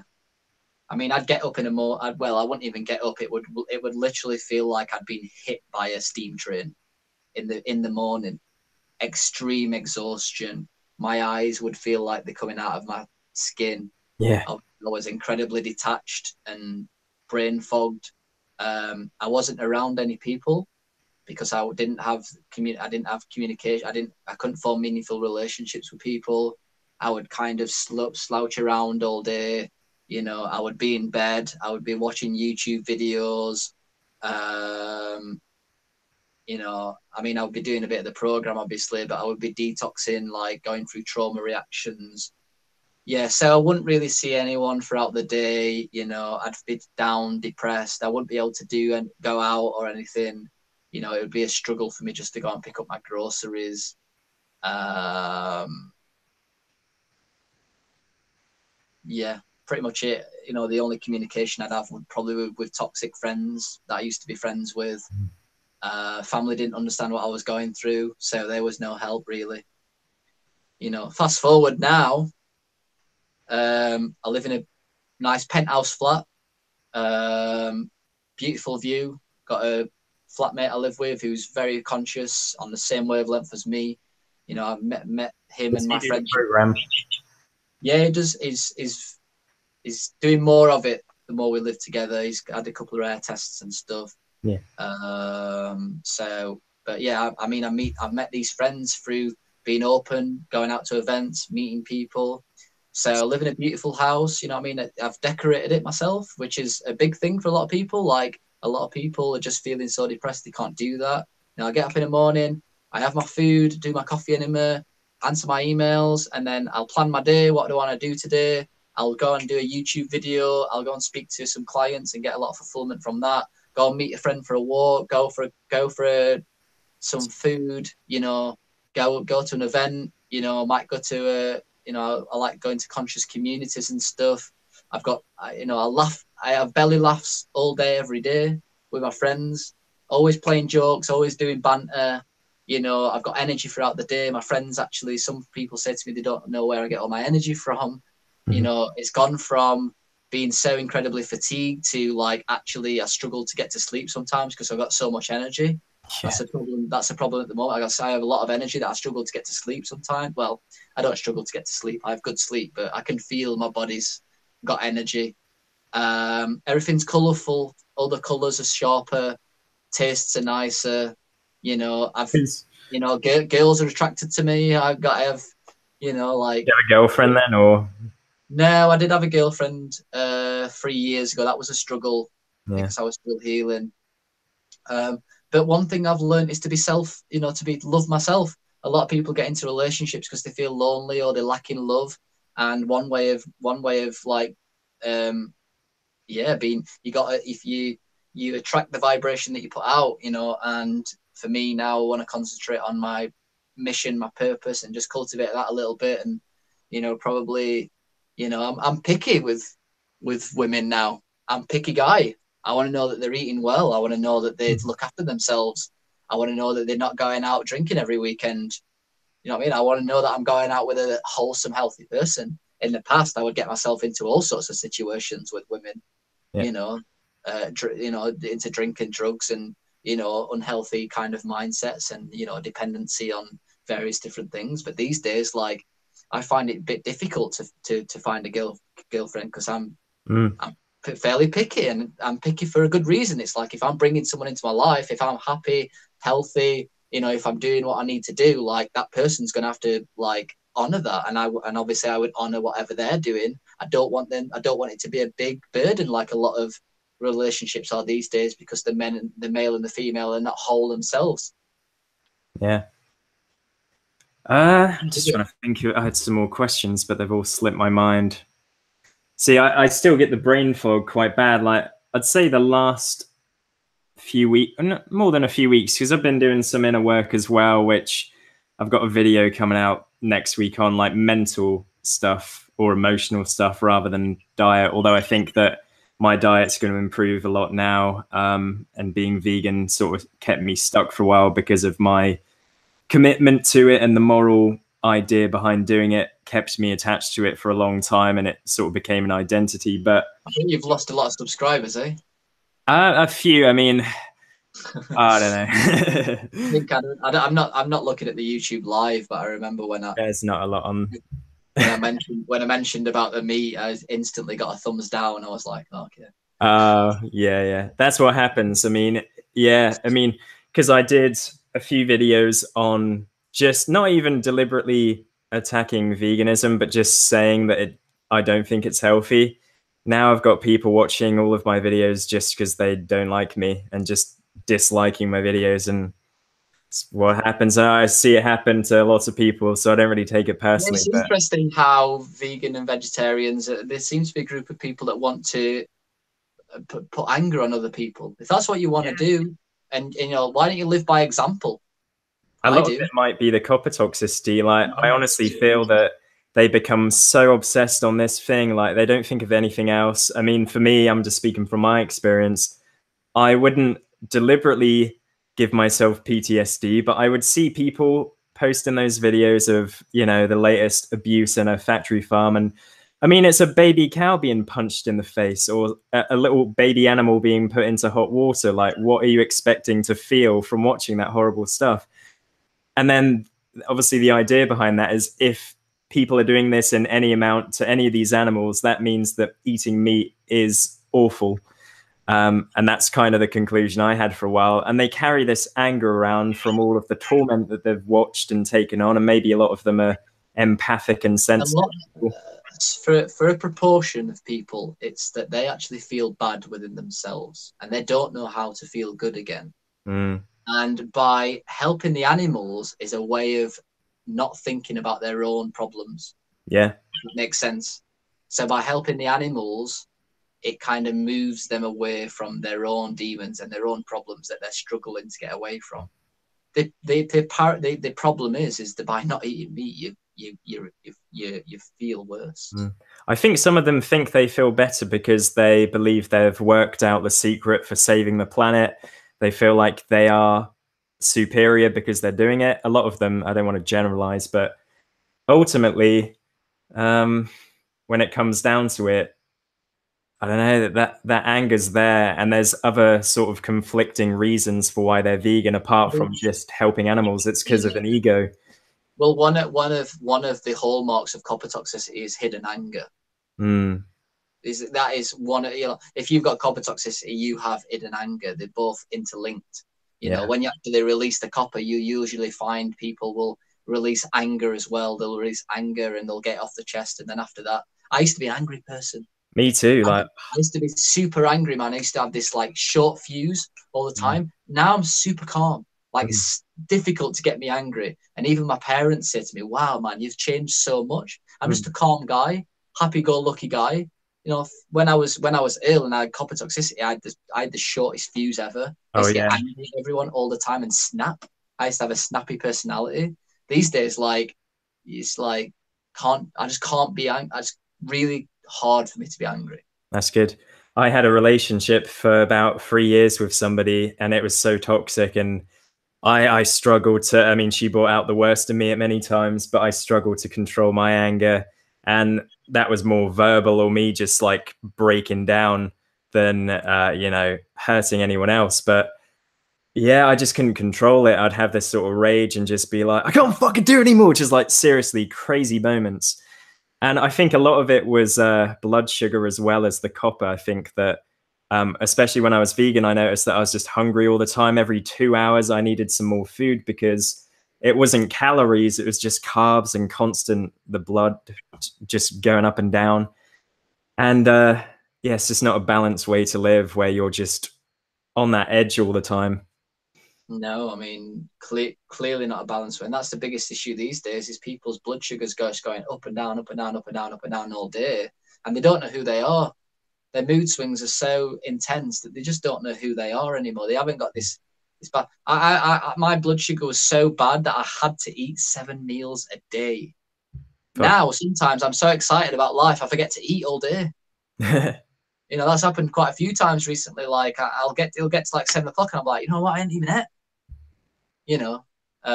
Because it's, so I'm so much more healthy now that blood sugar is not an issue. A lot of the reason I eat is emotionally, like, you're at work and I mean, I'm in a job where I sit down all day, so I don't really need energy from food. I have my breakfast, I should be going till lunch, but the biscuits or whatever's there and I'll reach for it just, to get through another hour of work sometimes. And that's what I need to get a hold of. Like I used to be kind of super restrictive and I would just snack on a bag of salad, and I kind of went the opposite way. I've always been kind of an extreme person, which is probably why I found veganism quite easy. But now I just want to like be just sort of normal and just be able to eat a proper balanced diet where I don't have to think about food all the time. I don't have to plan what's going to keep me going. And a lot of the foods I used to rely on as snacks was, fruit or some nuts, raisins, crisps. And just there's probably something I should eat that will be better than that. Because do you avoid dairy? I forget if dairy's like. Yeah, I mean, raw goat's milk's pretty good. Yeah. But for me now, like, it's mainly cooked vegetables. So I just have a 6-liter pressure cooker. Every morning, I'll just fill the pressure cooker, turn it on, and that's my food all day. Do you know what I mean? I'll just eat it. If I go out, I'll just put it in a lunchbox. I've got a heated lunchbox. Take it with me. Like, I don't think about it too much. I'm not having to, like, think about things. If I snack, I'll just take a can of sardines or a little bit of chicken or some, blue corn. It's not too bad. Bit of almond butter. So for me, it's not a big issue. If I go away traveling, I'll just get an Airbnb with a kitchen. Take my pressure cooker. Like, a lot of people worry so much about stuff, and it's really easy actually when you. I've got a video on my YouTube channel. It's called "How to Cook and Eat on a Nutrition Balancing Program," and it shows you how to do it. Like simple, super simple. I don't worry. A lot of people worry about things so much, and in my opinion, the way that I eat is easier than a ready meal.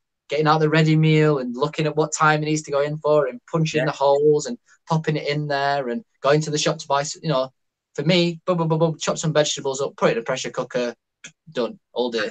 How much do you spend on food a week usually? Well, I'm trying to get to the point now where my allotment is gonna start providing much of my food. Okay. I'll spend about 60 quid because Yeah. I'll shop at I buy organic, Mm-hmm. But again, people that can't, just canned, even on the extreme end of the scale, canned veg, frozen vegetables, Yeah. they're super, super cheap. Sardines, they're only 50p a can. The only thing really that's expensive on the diet that we recommend is like the organic meat. Yeah. If you go out hunting, then you've even solved that problem. Mm-hmm. I'm trying to get in 2 years' time. I'd love to get to a stage where it's considerably less. Mm-hmm. The problem is again, it's the same with the yin and yang thing. I wish I could go out on the land and eat whatever I can eat, but there's a lot of fruit at the moment. There's a lot of strawberry season's just gone, blackberries, raspberries. I can't eat on all that stuff. Elderberries. You have The it. earth's providing me this stuff, but I can. But again, I was so ill that if I was to start gorging on sugar again, in a month's time, I would start feeling it. And I don't want to feel that anymore. Mm-hmm. Unfortunately, the Accutane was so incredibly damaged my liver that I've got to look after myself now. Yeah. So there's things that I have to buy. I have to buy almond butter. I have to buy, as part of the program, I have to buy, blue corn chips, all that kind of stuff. So I don't think I'll be able to fully be self-sufficient, unfortunately. What is it again about the blue corn chips that are better than, I know they're promoted by the James Wilson fella. Why those over sort of anything else? Is it because they're like gluten free? What's the benefit? Yeah, there's a superior form of selenium inside of them that are really difficult to get, and a lot of people need this specific form. And one of the highest forms is in the blue corn chips, and the blue corn chips are carb as well. Our program is very low on carbs, but we do want people to have a little bit. So it's just easy to have a few blue corn chips. They're good for snacking, and they're kind of a good whole round thing. I think one of the only other ways of acquiring this specific selenium is in the skin of fish. So again, you can't get specific things unless you eat like fish or meat, which is interesting as well. Yeah. We've been going 2 hours. I didn't even realize it had been that long. Is there anything else you want to touch on? Not really. I think I just wanted to kind of summarize that healing's precise and it's difficult and it's hard. It's very difficult, and you need to have commitment and you need to seek the truth. The whole thing from the Bible, seek the truth will set you free. It's true. If you seek the truth and try and really get to the truth of things, you'll go really far. And obviously, yeah, if you do want to start the program with me, send me an email, lewis@deephealingspace.com. Get in touch. I can chat to you for a bit and help you out and give you advice, all that sort of stuff. How much are your consultations for anyone asking? Say that again? For anyone asking, how much are the consultations that you do? Well, the consultations are free. I'm not one that's trying to get money off people. If someone gets in touch with me, I'll give them a consultation for free. There's a sliding scale on the prices depending on age and whether you're a child or not. So I'm not going to go into that too much. But I don't charge a lot of money whatsoever. So I can't give like set prices. But yeah, I'll speak to people for free. If they want to start the program, they can start the program. Obviously, if people are really, really struggling, I even give them a free program. I'm like, well, I'd rather you do something other than nothing. So here's a free program. It's not perfect, but it'll get you at least a little bit far. That's basically it, really. Yeah, just try and listen to people's hearts. Hopefully, people can see that I speak from the heart. I'm not here pushing stuff necessarily. I'm not pushing anything. I'm just speaking about my own experience. Don't be fooled into branding and professionalism, because people get fooled these days into marketing when the product is shit. You know what I mean? That's the problem these days. We're living this product product world where we fall for flashy, nice things, and these can be food diets and fads and supplements that have got nice branding on them. Check out the product, because it's the product that's the most meaningful thing. You know, if you're looking at a healing program, if you're not going through healing reactions, sack it off, because they're not working. You have to remove toxins from the body, and when these are removed from the body, you're gonna feel bad. That's just, look at it like karma. You know, you do bad things to yourself, you got to re-experience the karma of that. That's how the world works. It works in balance. You know, so again, you know, look out for people that are charging a lot of money. That's another scam. Oh A yeah, lot of people come to me and they've spent £300, £300 on a consultation, £700 on a test. You know, I mean, that's on the low end of the scale. I mean, I watched something over there. Someone's charging 10 grand for 2 hours on the phone. Do you know what I mean? I charge 25 quid. yeah.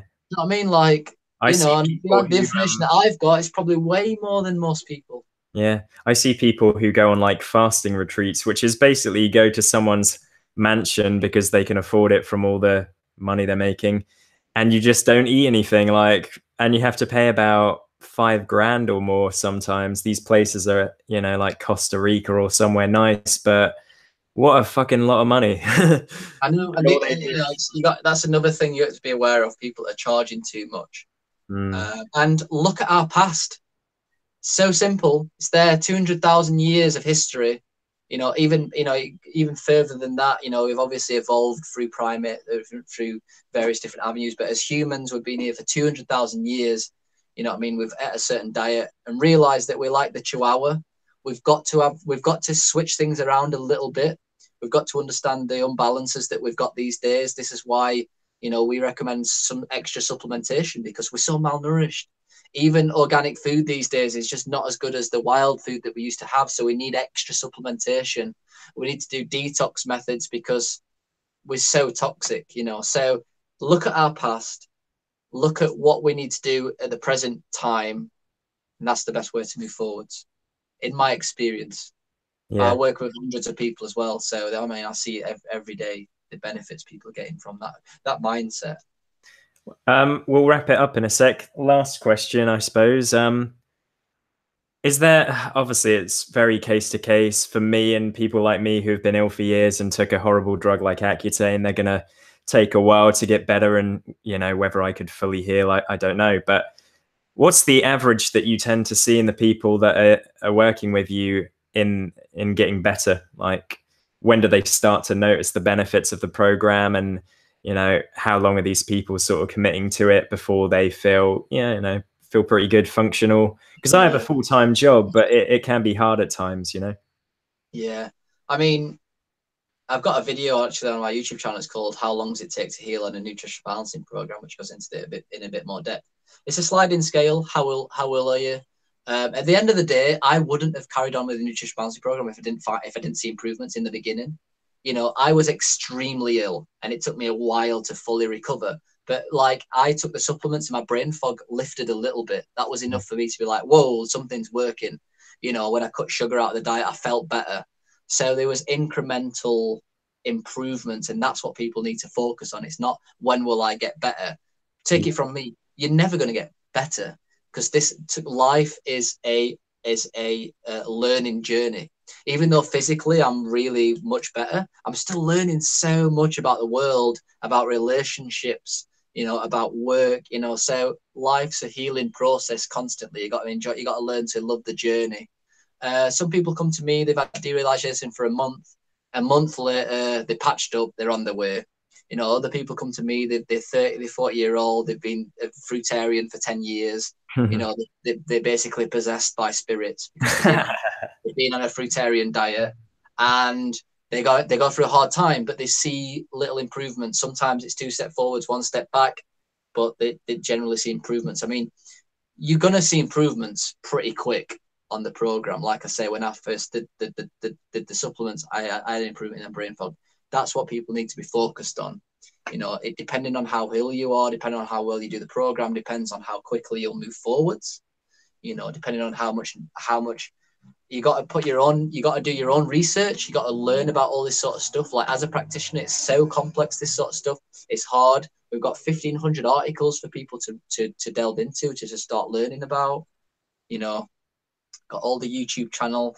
So it's about doing your own due diligence. Some people you'll feel down and ill sometimes, and actually, if you read the article on retracing reactions, you'll realize the reason why you're feeling like that. So you got to kind of take responsibility for your own healing on this sort of journey. But yeah, I mean, you probably see improvements pretty quick. But in terms of, you know, when will I be healed? Like that's another thing that I'd go into. In how long will it take to heal? Might take a month.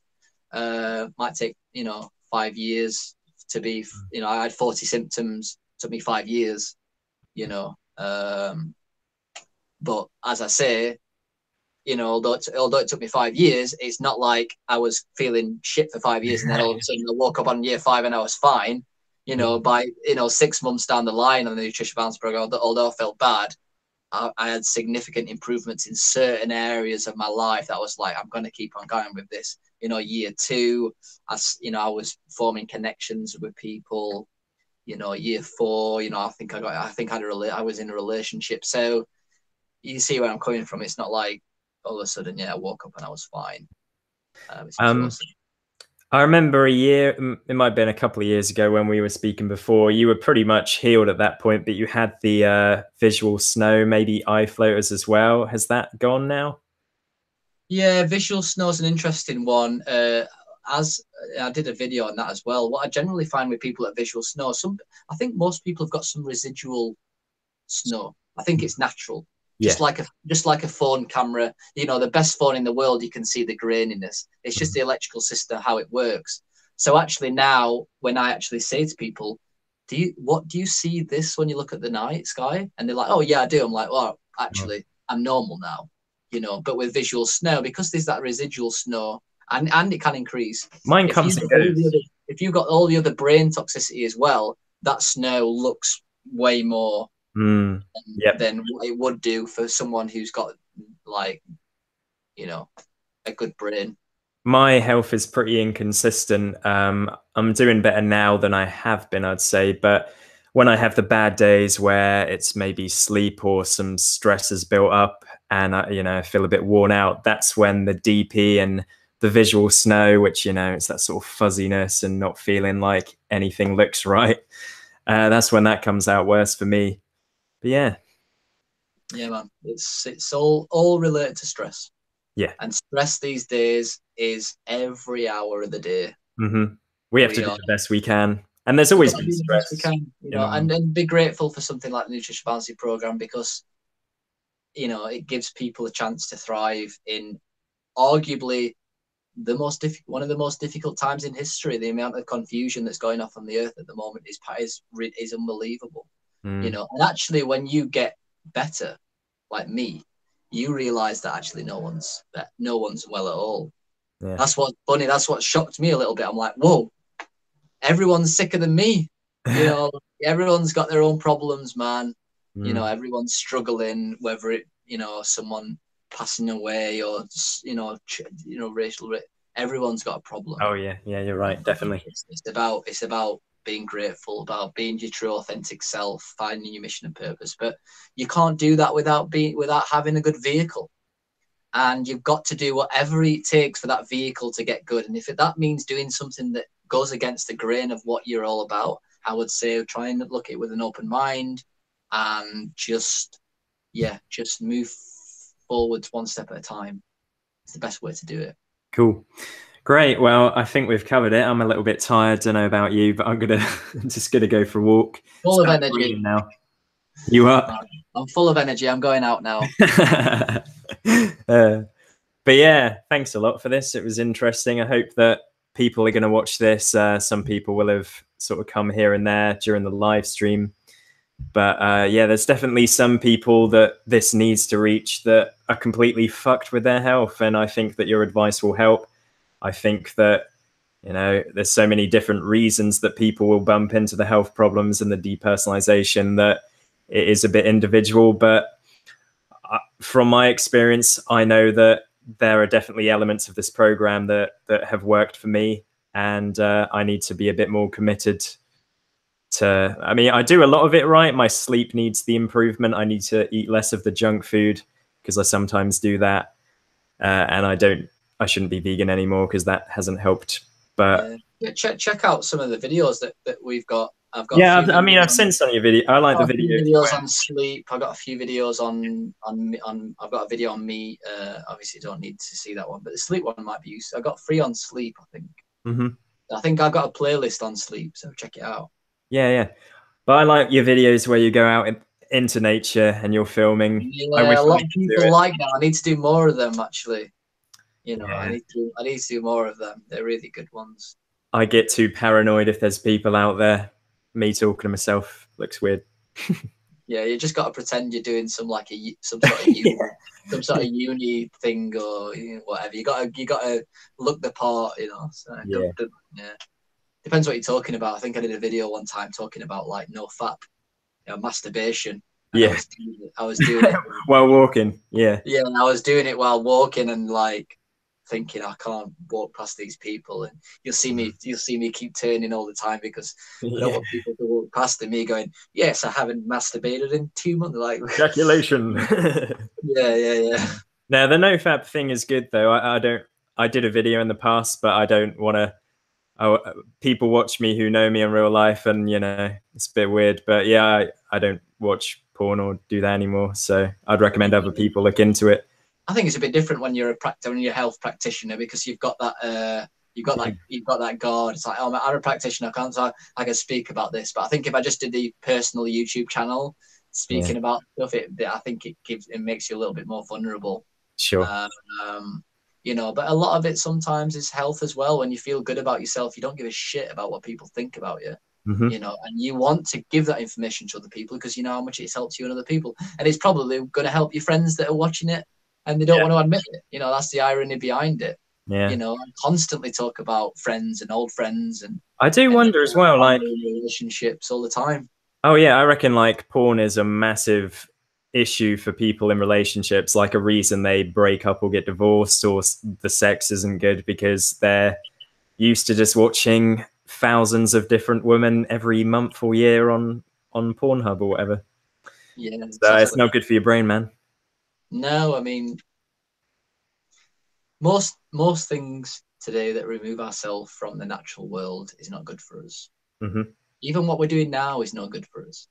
I know. You know, Let's stop this. Let's stop it. we've got to be a bridge between. You've got to be a bridge between that and that. I think that's what people like me and you are here to do. We feel it in our souls to get out there and help people. Mm. And, we're not sat on a computer for 12 hours a day. We're just doing podcasts, which is good. But, if you really want to get anal about things, yeah, looking at a screen with 4G blurring out and Wi-Fi and, it's not good for you. And it just goes to show you how difficult this healing thing is because we're getting bombarded now by radio frequencies and Yeah. microwaves and 5G. I mean, when 5G comes out, that's going to really cause What's a lot of. 5G going to be? Just better Wi-Fi or what? Well, yeah. Yeah. I mean, much better Wi-Fi, much worse health. Yeah, probably. Irony. Yeah. I've always lived near like some like telecommunication thingies, the scaffolding, and I've always wondered if that does something because we just don't know. Some people say, "Oh no, just worrying, it's not." Well, they've banned Wi-Fi in school these days because in French primary schools Oh, really? because of the dangers. Yeah. Legally, a MacBook is not allowed to be called a laptop because of the amount of radiation that comes out. Ah. Everyone knows that it's out there already in the open for people that don't want to admit this stuff or disagree with me. It annoys me because people know what happens when you're on the phone too long. You get a brain tumor. Why is that? Because of the radiation. Wake up, people, man. I Do you got know a what I mean? question. This stuff is not good for your body. Like, if you actually read the small print of Apple documentation, it says that you should listen. You should be there should be a distance of between a half an inch to an inch when you're speaking to people on the phone because of the radiation. Hello.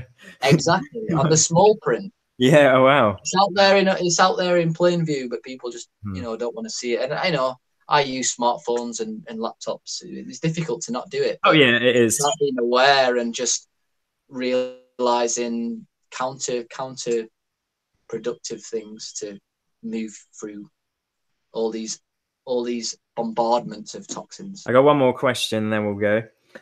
If you could go back in time now to like getting rid of all the technology, there's no computers anymore, we lose all of that benefit, would you do it? And then we have to just go back to sort of not caveman necessarily, but we're out there just, we can build our own houses, but we are self-reliant. We don't have to have a job until we're 70. We don't have cars on the road and just traffic and, well, billions and billions of people. Like, we've got more people on the planet now than we did just, you know, it's grown all the time. Like 100 years ago, we've got more than double the population, and you can't really get away from it sometimes. So would you Would I go go back? I mean, it's hard to say something like that because, you know, my brain has been programmed for 27 years to live like this, you know, to deprogram the brain for me just to go and live in this environment straight away, although it's ideal. Yeah. You would go through massive traumatic reactions if you just went from there to there. Oh yeah, you're right. You know, so I mean, it's a process for me moving forwards. And don't get me wrong, there's definite benefits to the modern world. It's great connecting with people on the internet. That's great. If it weren't for the internet, I would not have found the nutritional balancing program. You know, I wouldn't have been enlightened about, you know, all the wonderful and weird conspiracy theories out there that, you know, are quite interesting, and learning about spirituality and trauma, you know, medical trauma, you know, breaking a leg and getting it healed at a hospital. I mean, there's some great things. I mean, houses have the benefits. You know, I mean, at the end of the day, you know, you don't want to be shit cold in winter if you're living as a hunter-gatherer. That was a bad time. Oh yeah, yeah. No one wants to experience that. Like, that's not good. You know, if you went out and you fell off a rock and broke your ankle, they struggled back then to deal with that. So I think what we need to realize is that as humans, we've come away from nature. And I feel like we were meant to do that because sometimes it's the only way for us to learn. You know, you can't learn love without experiencing its opposite, which is fear and anxiety and depression, all that sort of stuff. So for me, we've moved away from nature, but the way to move back is to find a new hybrid where we can live in harmony with nature, but not lose all this beautiful, amazing knowledge and wisdom that we've gained. Let's live in harmony with nature, with free energy, which is available, with solar panels, you know, but let's stick to the good things. Let's be in communities as small people. Let's go and grow our own food and forage our own food, you know, but maybe let's keep the internet a little bit, but let's manage it. You know, let's not go on it all the time, you know, because there's good things, you know, like, so it's about finding this new path, you know, the neo-Aboriginal, the new Indigenous. That's the way that people need to look at things these days. Cool. One last question, and I keep saying that, but this is the last one. I'm only eating fish really at the moment, and other foods, vegetables and stuff. From a nutritional point of view, in your opinion, is that still going to be lacking? Because I was eating red meat for a while, but like 4 or 5 steaks, and I was buying organic from the supermarket, and just touching it and like kind of creeped me out a bit, and I still have to make some kind of peace if I'm to go back to doing that because it was too weird for me.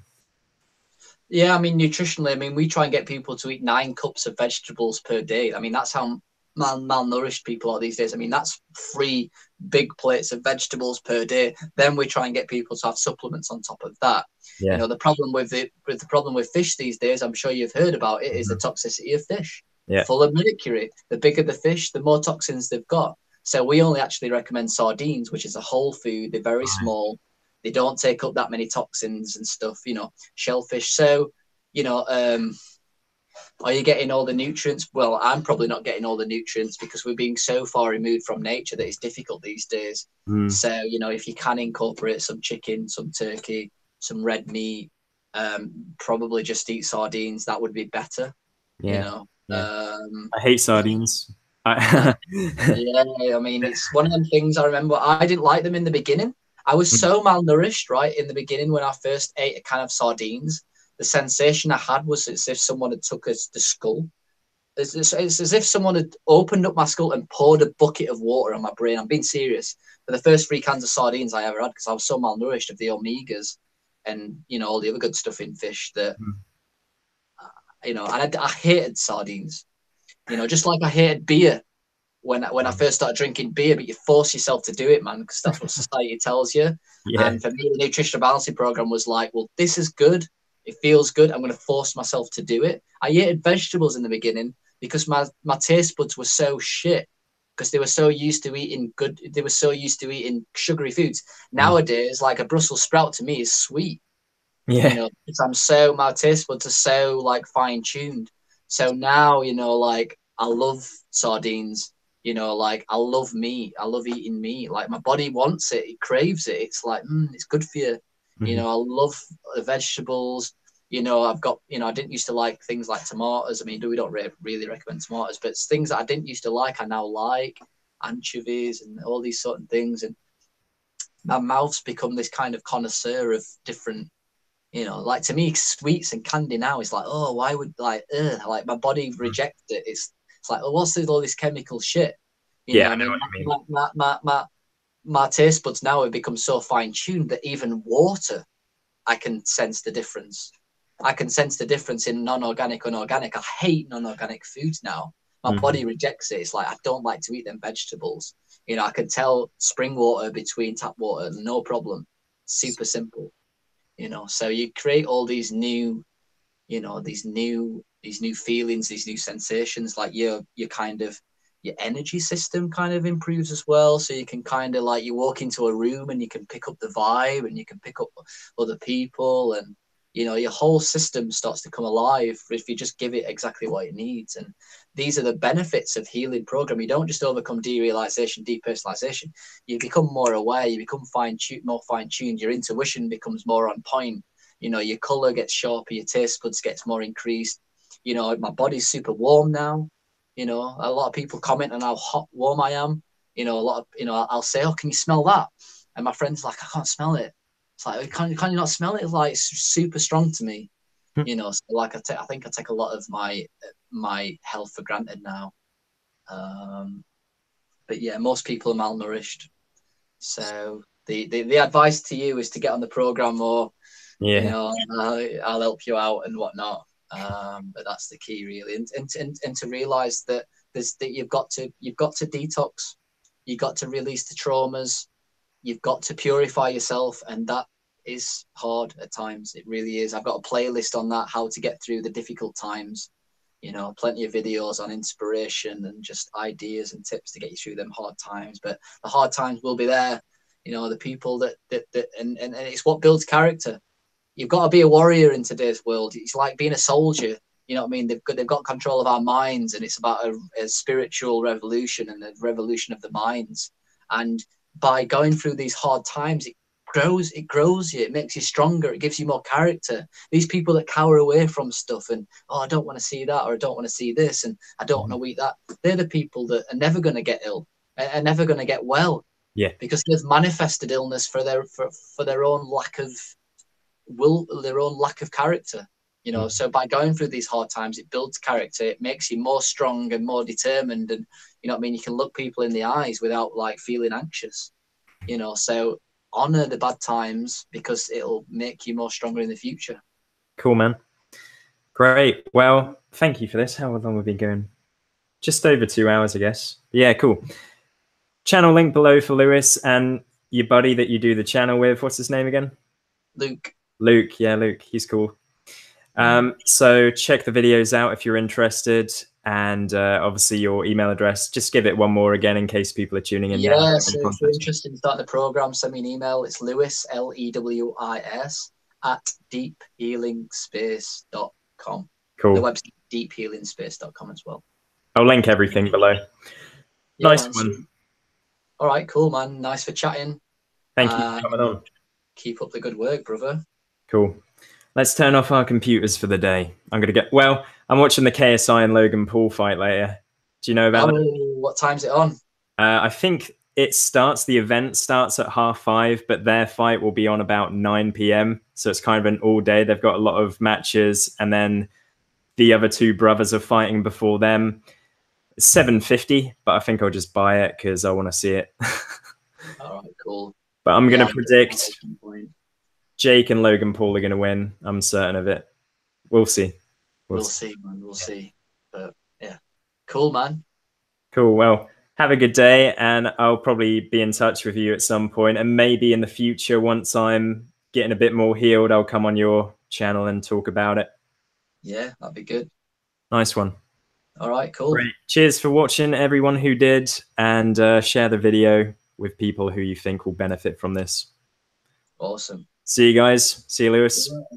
Bye. Bye.